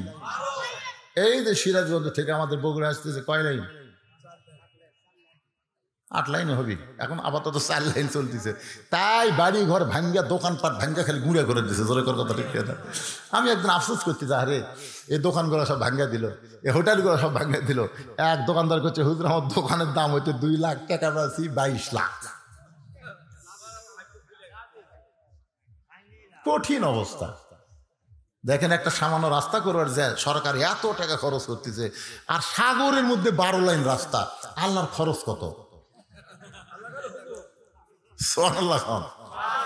আমরা এমন একজন আল্লাহর গোলামি করি, খালি হুকুম করলে হয়ে যায়। সুবহানাল্লাহ। টাকা মুসাকে বলে যাও, মুসা এই 12 লাইন রাস্তা দেখবে, যখন রওনা দেয় রাস্তার মাঝখানে গিয়ে বলে মাবুদ তুমি আমার জন্য সাগরকে রাস্তা বানায় দিলাম, আমি শুকরিয়া আতান তোমাকে সেজদা দিবার চাই। এক নিয়তে সাগরের মাঝখানে 4 রাকাত নামাজ আদায় করে। ওই 4 রাকাত নামাজ আল্লাহর এতই ভালো লাগে, উম্মতে মুহাম্মাদের জন্য আসরের 4 রাকাত ফরজ হিসেবে দিয়ে দিছে। ওই আসরের 4 রাকাত ফরজ নামাজকেও যদি জামাতের সঙ্গে আদায় করে, মুসা নবীর সমপরিমাণ সওয়াব আল্লাহ দান করে দিবে। ফজর থেকে কিন্তু শুরু করা লাগবে। রাজি আছেন? কবরে কোনো টেনশন করবেন না, কবরে কিছুই হবে না। নামাজ দিয়ে খালি ঢোকেন। আপনি জানাজা যদি নাও দেয়, জানাজা লাগবে না, কারণ নামাজে আপনাকে জান্নাতের দরজা পর্যন্ত হয়ে আসবি, তাহলে তো ঢোকা নাকি ওটাও কি ঢুকে দেওয়া লাগবে? তখন নামাজি বলে আমি তুই কি মনে করিস নামাজ? আপনার বল নাই। ইতিমধ্যেই বুঝলেন জান্নাতের দরজার দিকে নামাজিরা তাকাবি, তাকে হয় রে একের জান্নাত বাড়ে, খট্টস করে বসে গেছে। আল্লাহ বলতেছেন অসিকাল্লাযীনা তাকাউ রাব্বাহুম ইলাল জান্নাতি যুমারা। এই ফেরেশতারা, এই যারা বসলো তুলে মার ধাক্কা। তখন এই নামাজি করে আল্লাহ তুলে ফেরেশতারা ধাক্কা মারবি, এক ধাক্কাতে আর এক দরজা ওই লটস করে বসবি। কে ভাই বসলো কে জান? এই পাগলা, তোমাদেরকে বরণ করার জন্য আল্লাহ 70,000 দরজা বানাছে। একটা করে ধাক্কায় একটা করে দরজা পাড়ি দিয়া জান্নাতের মধ্যে যখন ঢুকবে, আল্লাহ বলবেন সালামুন আলাইকুম তিবতুম ফাদখুলুহা খালিদিন। দুনিয়ার সমস্ত কাজকাম বাদ দিয়া আমার 5 ওয়াক্ত নামাজ যারা হাজরা দিলা, আমি আল্লাহ তোমাদেরকে পুরস্কার স্বরূপ এই জান্নাত দিয়া দিলাম। একবার প্রবেশ করো, ফাদখুলুহা, খালি একবার ঢোকো, খালিদিন, চিরস্থায়ী তোমাদেরকে জান্নাত দেওয়া হলো। সেই জান্নাতে যাওয়ার আশা যদি থাকে, ফজর থেকে আমরা শুরু করবো ইনশাআল্লাহ। আল্লাহ কবুল করুক। আস্তাগফিরুল্লাহ পড়েন, আস্তাগফিরুল্লাহ রব্বি মিন কুল্লি জামবি ওয়া তুবু ইলাইহি লা হাওলা ওয়ালা কুওয়াতা ইল্লা বিল্লাহিল আলিয়্যিল আযীম। জি, জুম্মার নামাজ ওই আমার বানিয়াজান 40 পারা আছে, ওটি হবে এক জায়গাতে সব আছে। তারপর আবার 29 তারিখেও আছে আপনাদের। হ্যাঁ, ও আচ্ছা আচ্ছা, এরা বলবো। আচ্ছা ঠিক আছে, আচ্ছা ওটাও বলবো, বানিয়াজান 40 পারাত। আর ওই এরা বলাই লাগবে, এটা না বললে ক্ষতি। সেটা হলো কোন দিক হয়ে নামাজ পড়ছে। হ্যাঁ হ্যাঁ, এইটা বলা লাগবে। আপনার যেটা শোনা লাগবে সেটার কথা খেয়াল নেই, ও নামাজ পড়ার কথা খেয়াল থাকে না, অন্যগুলো খালি শুনবে। আয়েশা আলাইহিস সালাম, আয়েশা রাদিয়াল্লাহু তাআলা আনহা আমাদের উম্মাহাতুল মুমিনিন, 3বার নবীকে দেখছে 9 বছরে। কয়বার? তো নবী কি আর স্বামী কি, এই জিনিসটা আমি আপনাদের শোনাও, বিশাল ফ্যাক্টর। এটা আপনাদের সামনে আলোচনা করবো যদি আল্লাহ হায়াতে রাখে। তো যাই হোক, এই যে কেবলামুখী হয়ে আমরা, এই কেবলাটা আসলে কি? আমার দয়াল বাবা কেবলা কাবা, আমার দয়াল বাবা কেবলা কাবা, আয়না কারিগর, আয়না বসাইয়া দিছে কলবের ভিতর। হুজুরি কলব ব্যতীত করছেন কালো নামাজ তোর হবে না। হাদিস আছে বিস্তারিত, হুজুরি কলব ব্যতীত করছেন কালো নামাজ তোর হবে না। তবে কেন গাও জোয়ারি, মানুষকে দেখাও নামাজ পড়ি, ও তোমার সিদ্ধ বীজে সুফসল হবে না। আজ কেন আল্লাহর নামাজ ধরতে পারলা না? পশ্চিম পূর্ব উত্তর দক্ষিণ এটা কোনো বিষয় না, বিষয়টা হলো নামাজ। জোরে করার কথা ঠিক কিনা? খুব খেয়াল করবেন। আল্লাহ রাসূল কিন্তু মাঝে মধ্যেই ওই কাবা ঘর তাওয়াফ করতে করতে এরকম আঙ্গুল তুলতেন। সাহাবায়ে বলতেন হুজুর এটা কি? লব্বাইক আল্লাহুম্মা লব্বাইক, লব্বাইক লা শারীকা লাকা লব্বাইক, ইন্নাল হামদা ওয়ান নিমাতা লাকাল মুলক লা শারীকা লাক। জোরে কর সুবহানাল্লাহ। আবু বকর বলে হুজুর আঙ্গুল। রাসূল কয় তোমার চোখ নাই, তোমার চোখ নাই, তাকাও। আবু বকর রাদিয়াল্লাহু আঙ্গুর বড় তাকায় দেখে বাইতুল মামুর। বাইতুল মামুর বরাবর তাকায়া থাকে আল্লাহর আরশ। আপনারা কি মনে করছেন? আপনি যে মসজিদে নামাজ পড়তেছেন, এই মসজিদ কাবা ঘর পর্যন্ত, কাবা বাইতুল মামুর আল্লাহর আরশ পর্যন্ত একটা নেটওয়ার্ক নামাজের মাধ্যমে ক্লিয়ার হয়ে যায়। ধরে করেন সুবহানাল্লাহ। কিন্তু আমাকে নামাজের নেটওয়ার্ক নাই, খালি ঘড়ি দেখা। আল্লাহ বলেছেন আস্তাইনু বিস-সবরি ওয়াস-সালাহ, নামাজ পড়বার গেলে ধৈর্য লাগবে পাগলা, খালি যা ছটফট করলে নামাজ হবে না, একটু ধৈর্যের দরকার আছে না নাই? জোরে কোন আছে না নাই? আল্লাহুম্মা আফতাহলি আবওয়াব রাহমাতিক, এই দোয়াটা পড়ে তুমি ডান পায়ে দিয়ে যে ঘরের মধ্যে ঢুকলে, এই ঘর কি তুমি জানো? এই ঘর কি তুমি জানো? এই ঘর হলো রহমত, আল্লাহ রহমতের কোলে উঠলে। জোরে কোন সুবহানাল্লাহ। আর ওইখানে গিয়ে তুমি বারবার ঘড়ি দেখো, সময় মতো মুয়াজ্জিন ঠিক আকামত দিবে, জামাত ঠিকই হবে, তোমাকে পাগলামি করে অতবার ঘড়ি দেখা লাগবে না। জোরে কোন কথা ঠিক কিনা? ঘড়ি যদি দেখবার চাও, ওই বাজারে যায় ঘড়ি দেখো, শয়তানের আড্ডাখানা বেশিক্ষণ আমার থাকা যাবে না, তাড়াতাড়ি আমার বাড়ির যাওয়া লাগবে। জোরে কোন ঠিক কিনা? যেখানে ঘড়ি বারবার দেখা লাগে সেখানে দেখো না, আর মসজিদের ঢুকলে খেলে ঘোড়া রোগ ধরে। আল্লাহর কাবা ঘরের ভিতরে যখন কেউ ঢুকবে, অথবা কাবা ঘর যখন হবে না, তখন ওই জায়গায় কেউ যদি নামাজ পড়বে, তাহলে তাকে পশ্চিম দিকে নামাজ পড়তে হবে। কারণ সূর্য পূর্ব দিকে উদয় হয়, পশ্চিম দিকে সেজদা দেয়। সেজদা গিয়ে বলে আল্লাহ আগামীকালকে উঠবো। আল্লাহ কয় আবার ওঠ। সূর্য কয় আল্লাহ যে নাফরমান, সূর্য আলো পায় এরা যে নাফরমানি করতেছে, আর নয় না উঠি। আল্লাহ কয় তোর অত লাগে কে? যতদিন জীবিত আছে হয়তো কোনো একদিন তওবা করে, একদিন কলেমা পড়ে আমি আল্লাহর কাছে ফিরে আসবে। জোরে কোন সুবহানাল্লাহ। একটা বান্দা যদি কয় আমি একটা সিনেমা হল বানাবো, যতক্ষণ পর্যন্ত না বানাবে ততক্ষণ আল্লাহ পাপ লিখবে না। আর কেউ যদি বলে একটা মসজিদ বানাবো, নিয়ত করার সাথে সাথে আল্লাহ সওয়াব দিবে। আল্লাহ এত দয়াবান, ভালো কাজের নিয়ত করলে সওয়াব, আর খারাপ কাজের নিয়ত করলে পাপ হবে না, ওই কাজ করলে তারপরে পাপ। আমার কথা কি বুঝলেন? লা তাকনাতুন মির রাহমাতিল্লাহ। ভাইজান, এই যুবকেরা, আর নামাজ ছাড়া দিও না বাবা, যে কোনো সময় আমাদের মৃত্যু হবে। নামাজ, আল্লাহ রাসূল শেষ ওয়াক্ত নামাজের কাহিনী আপনারা সবাই আল্লামা সাইদ হুজুরের মুখে শুনেছেন, যে মা আয়েশার কোলে কুরাতের উপরে মাথা দিয়ে নামাজের দৃশ্য দেখতেছেন, চোখ দিয়ে দর দর করে পানি পড়তেছে। আয়েশা বলতেছে ইয়া রাসূলুল্লাহ, আজকে আমার বাবা এমতি করতেছে, আর সাহাবীরা তার পেছনে কাতারবদ্ধ হয়ে দাঁড়িয়ে গেছে, আপনার মেহরাবে আমার বাবা দাঁড়াইছে, আপনি এই জন্য কাঁদতেছেন। আল্লাহ রাসূল বলে আয়েশা, এই কান্না কোনো দুঃখের কান্না নয় আয়েশা, এই কান্না হলো আমার জীবনের সুখের কান্না। যে নামাজের জন্য তাইফের ময়দানে রক্তাক্ত হয়েছে, যে নামাজ পড়তে গিয়ে আবু জেহেল উটের মরা উটের পচা ভুড়ি আমার পিঠের উপর দিয়েছে, নবী নামাজের শেষ দাঁত গেছে, আবু জেহেল কয়েক মিলে ধরে একটা জায়গার নিয়ে আল্লাহ রাসূলের পিঠের উপর উঠে দেয়, গোটা উটের পচা ভুড়িতে নবীকে আর দেখা যাচ্ছে না। একজন লোক গিয়ে ফাতেমাকে বলেছে, ফাতেমা তোমার বাবাকে আবু জেহেল এইভাবে, ফাতেমা তখন খুব ছোট ছিল, দৌড়ে এসে ভুঁড়ি ধরে টানতেছে, কিন্তু ফাতেমা পারে না। ডাকতে বলে আল্লাহ, আমার বাবার মতন ভালো মানুষ দুনিয়াতে নাই, সেই বাবার সঙ্গে এমন ব্যবহার কেন করে? আল্লাহ তাআলা রহমত সাহায্য করে। জোরে কান সুবহানাল্লাহ। নবী সেজদা থেকে উঠে কাবা ঘরের কাছে গিয়ে কান্দে, বলে বাবু গো, তোমার নামাজের সেজদায় আমার পিঠের উপরে যারা ভরি দিয়েছে, এদেরকে তুমি ধ্বংস করে দাও।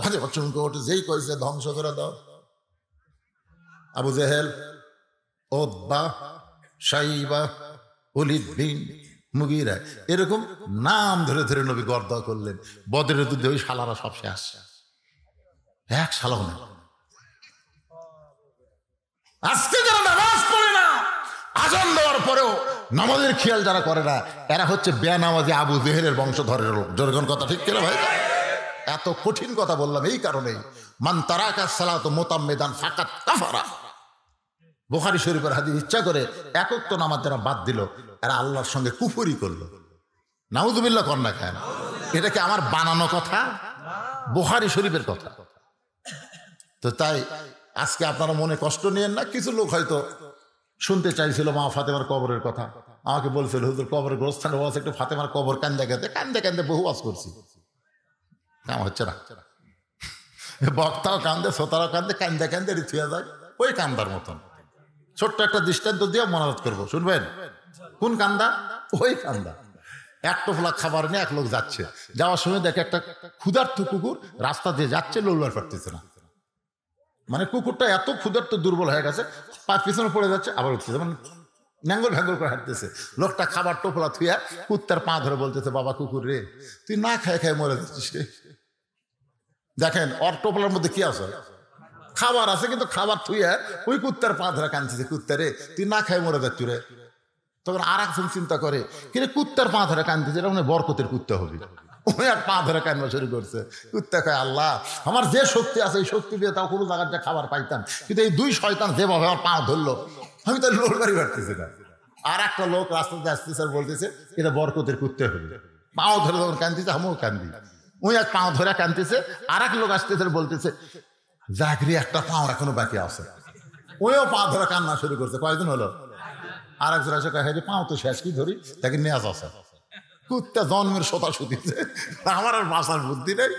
এরা যে হারে কান্তিতে আমার মেরে হেলতে হবে বাঁচানোর জন্য লাগে। ইতিমধ্যে এক লোক এসে দেখে, কুত্তার পা ধরে কান্দ কেন, এই তুই লাশ ধরছু কে? আমার আগে এরা চারজন ধরছে, আমিও ধরছি। কি জন্যে? ও এরা ধরছে, আমিও ধরছি। তুই কেন পা ধরলি? আমার আগে তিনটা ধরছে। ছাড়। সর্বোত্তম যে ধরছে তাকে বলতে, ভাই তুই তো এই ধরার কাম শুরু করলে, কারণ কি? বলে কুত্তা না খায় মরে যাচ্ছে, তোর জগৎ পড়ে না? তোর না খায় মরতেছে, কানতেছি, টোপলার মধ্যে কি? টোপলার মধ্যে খাওয়া, কোথায় লাগলে আমি খামো। তখন থেকে একটু কুত্তার সামনে দিলি তো খায়। ভাই কান্দা বড় সহজ রে, কিন্তু টোপলা খোলা যাবি না। আজকে আমাদের অবস্থা হয়েছে তাই, কান্দা বড় সহজ রে। ফাতেমার কথা কয়, আয়েশার কথা কয়, হাদিজার কথা কয়, জীবনে বহু কান্দালাম, কিন্তু টোপলা খুলবি? তা আমরা কি সেই কান্নার কানবো? অরিজিনাল কান্না নামাজের ভিতরে আমরা কাঁদবো। তাহাজ্জুদের সময়, নামাজের সময়, ইয়্যাকা না'বুদু ওয়া ইয়্যাকা নাস্তাঈন ইহদিনাস সিরাতাল মুস্তাকিম, কানবেন ইহদিনাস সিরাতাল মুস্তাকিম সিরাতাল লাযীনা আন'আমতা আলাইহিম গায়রিল মাগদুবি আলাইহিম ওয়ালাদ-দাল্লিন। আমিন। মদিনা তো কান্না দেখছি, মক্কা তো কান্না দেখছি। ওরা নামাজের ভিতরে কান্দে, নামাজের বেড়া কান্দে না। কারণ নামাজের মধ্যে কান্নার সাথে সাথে চোখের পানি আল্লাহর দরবারে কবুল হয়। কানবেন, সবাই কানবেন। আল্লাহ সবাইকে তৌফিক দেখ। আল্লাহুম্মা আমিন। আল্লাহুম্মা আনতাস সালাম ওয়া মিনকাস সালাম তাবারাকতা ইয়া যাল জালালি ওয়াল ইকরাম। আয় আল্লাহ তাআলা, অনেক দিন পর ধুনুটির মধ্যে ঢুকে আল্লাহ ঘন্টার পর ঘন্টা তোমার কবরের পাথেও নামাজকে নিয়ে আলোচনা করেছি। আল্লাহ মেহেরবানি করে আজকের আলোচনা বক্তার শ্রোতা সকলের হেদায়েতের জন্য কবুল করে নেন। কঠিন তীব্র শীত, কঠিন শীত অপেক্ষা করে আরামের বাড়ি, আরামের ঘর, আরামের বিছনা বালিশকে, ল্যাপ তোষকের মহব্বতকে উপেক্ষা করে এই খেড়ের মধ্যে বসে বসে তোমার যেই পাগলেরা ঘন্টার পর ঘন্টা ওয়াজ শুনল, আল্লাহ আজকের আলোচনা সকলের জন্য হেদায়েতের মালা হিসাবে কবুল করে না। আল্লাহ যারা কষ্ট করে মেহনত করে, অতি অল্প দিনের মধ্যে হাজার হাজার টাকা খরচ করে এই জান্নাতের বাগান লাগাইছে তোমার গোরস্থান নয়ন কল্পে, আল্লাহ মেহেরবানি করে তাদের চেষ্টা সাধনাকে কবুল করো। আল্লাহ তাদের সকলকেই রহমত বরকতে কবুল করে নাও। আল্লাহ যেই বাড়িতে আজকে মেহমান হয়েছিলাম, আল্লাহ তার বাপ মা জীবিত আছে, দোয়া করি তার বাপ মা বড় অসুস্থ, সুস্থতার নিয়ামত দান করো। আয় আল্লাহ, আমরা যারা হাত তুলেছি আমাদের মধ্যে অনেকের জনম দুঃখনী মা কবরে চলে গেছে। ছোট্ট একটা শব্দ হলো মা। এই নামের মধ্যে কি মধু, যাদের মা নাই তারাই বুঝতেছে।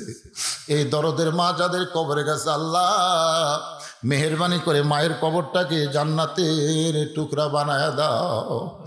বাবার বাড়ি ঘর সবই আছে, আমি সহ আমরা যারা বাবা হারে এতিম হয়ে গেছি, আল্লাহ মেহেরবানি করে বাবার কবরকে জান্নাতের টুকরা বানায় দাও। আল্লাহ আমাদের দাদা দাদি, নানা আত্মীয় স্বজন, শ্বশুর শাশুড়ি যাদের কবরে চলে গেছে, আল্লাহ কবরবাসীদের মাফ করে দাও। আল্লাহ এই গজারিয়া গোরস্থানের যত মুর্দা শুয়ে আছে, আল্লাহ যারা কবরে আছে, আল্লাহ সকলের কবরকে জান্নাতের টুকরা কবুল করো। আমার মা বোনেরা যারা পর্দার অন্তরে বসে বসে আলোচনা শুনেছে, আবিদা সালিয়া পর্দা নিশি কবুল করে মা ফাতেমার চরিত্র দান করে দাও। আল্লাহ গোরস্থান কমিটির সভাপতি, সেক্রেটারি, কেশিয়ার সদস্য যারা কষ্ট করে মিলেমিশে টাকা খরচ করে জান্নাতের বাগান লাগাইছে, আল্লাহ তাদের সকলকেই জান্নাতি মানুষ হিসেবে কবুল করে নাও। আল্লাহ গোটা বিশ্বের মুসলমানকে হেফাজত করো, খাস করে ফিলিস্তিনের মুসলমানকে আল্লাহ তুমি হেফাজত করো, ইসরায়েলকে ধ্বংস করে দাও আল্লাহ। এই পৃথিবী তোমার আল্লাহ, পৃথিবীর মানচিত্রে ইহুদিদের আমরা গন্ধ চাই না আল্লাহ, ইহুদিদেরকে তুমি ধ্বংস করে, ধ্বংসের কথা তুমি বলেছো, তাব্বাত ইয়াদা আবি লাহাবি ওয়া তাব, ধ্বংসের কথা কে বলেছেন? আল্লাহ। আবু লাহাবের হাত ধ্বংস হয়ে যায়। তা আল্লাহ যখন ধ্বংস চায় আমরা তাই, তোমার ঘরকে যারা নাফাক করতে আসে, তোমার ঘরকে যারা নষ্ট করতে আসে, এই ইহুদিদেরকে তুমি ধ্বংস করে দাও। সবাই করো আমিন। ইহুদিদের আল্লাহ তুমি ধ্বংস করে দাও। দুনিয়াতে থাকবে, তোমার অক্সিজেন নেবে, তোমার রেজেক খাবে, আর তোমার ঘরকে ওরা নাফাক করবে আল্লাহ। হাজার হাজার ফিলিস্তিন মুসলমান নর নারীকে ওরা হত্যা করেছে, শিশু বাচ্চাদেরকে ওরা হত্যা করেছে, ওদের মধ্যে কোনো মানবতা না, পশুর চাইতেও জঘন্য আল্লাহ। প্রায় 19,000 ফিলিস্তিন মুসলমানকে ওরা হত্যা করেছে। যারা দুনিয়া থেকে চলে গেছে আল্লাহ তাদের সকলকে তুমি শহীদি মৃত্যু দিও আল্লাহ। যারা হাসপাতালে অসুস্থ অবস্থায় আছে, আহত অবস্থায় আছে, আল্লাহ তুমি তাদেরকে সুস্থতার নিয়ামত দান করে দাও আল্লাহ। গোটা পৃথিবীতে মুসলমানকে এক হওয়ার তৌফিক দাও আল্লাহ। আর বাংলাদেশের প্রতি রহম করো আল্লাহ, আর বাংলাদেশের প্রতি খাস রহমত করো আল্লাহ। খাস করে অত্র এলাকার প্রতি তুমি রহমত বরকতের দরজা খুলে দাও আল্লাহ। কত মানুষের জানাজার নামাজ আমরা পড়েছি, এই 2 হাত দিয়ে কত কবরে আমরা মাটি দিয়েছি। একদিন আমরা মরে যাব, যেদিন আমাদের মৃত্যু হবে দিনটা যেন জুমার দিন হয়, মাসটা যেন রমজান মাস হয়। ইমানের সাথে ইজ্জতের সাথে এই দুনিয়া থেকে বিদায় নেওয়ার কালে আমাদের জবানে জারি করে দিও লা ইলাহা ইল্লাল্লাহু মুহাম্মাদুর রাসূলুল্লাহ সাল্লাল্লাহু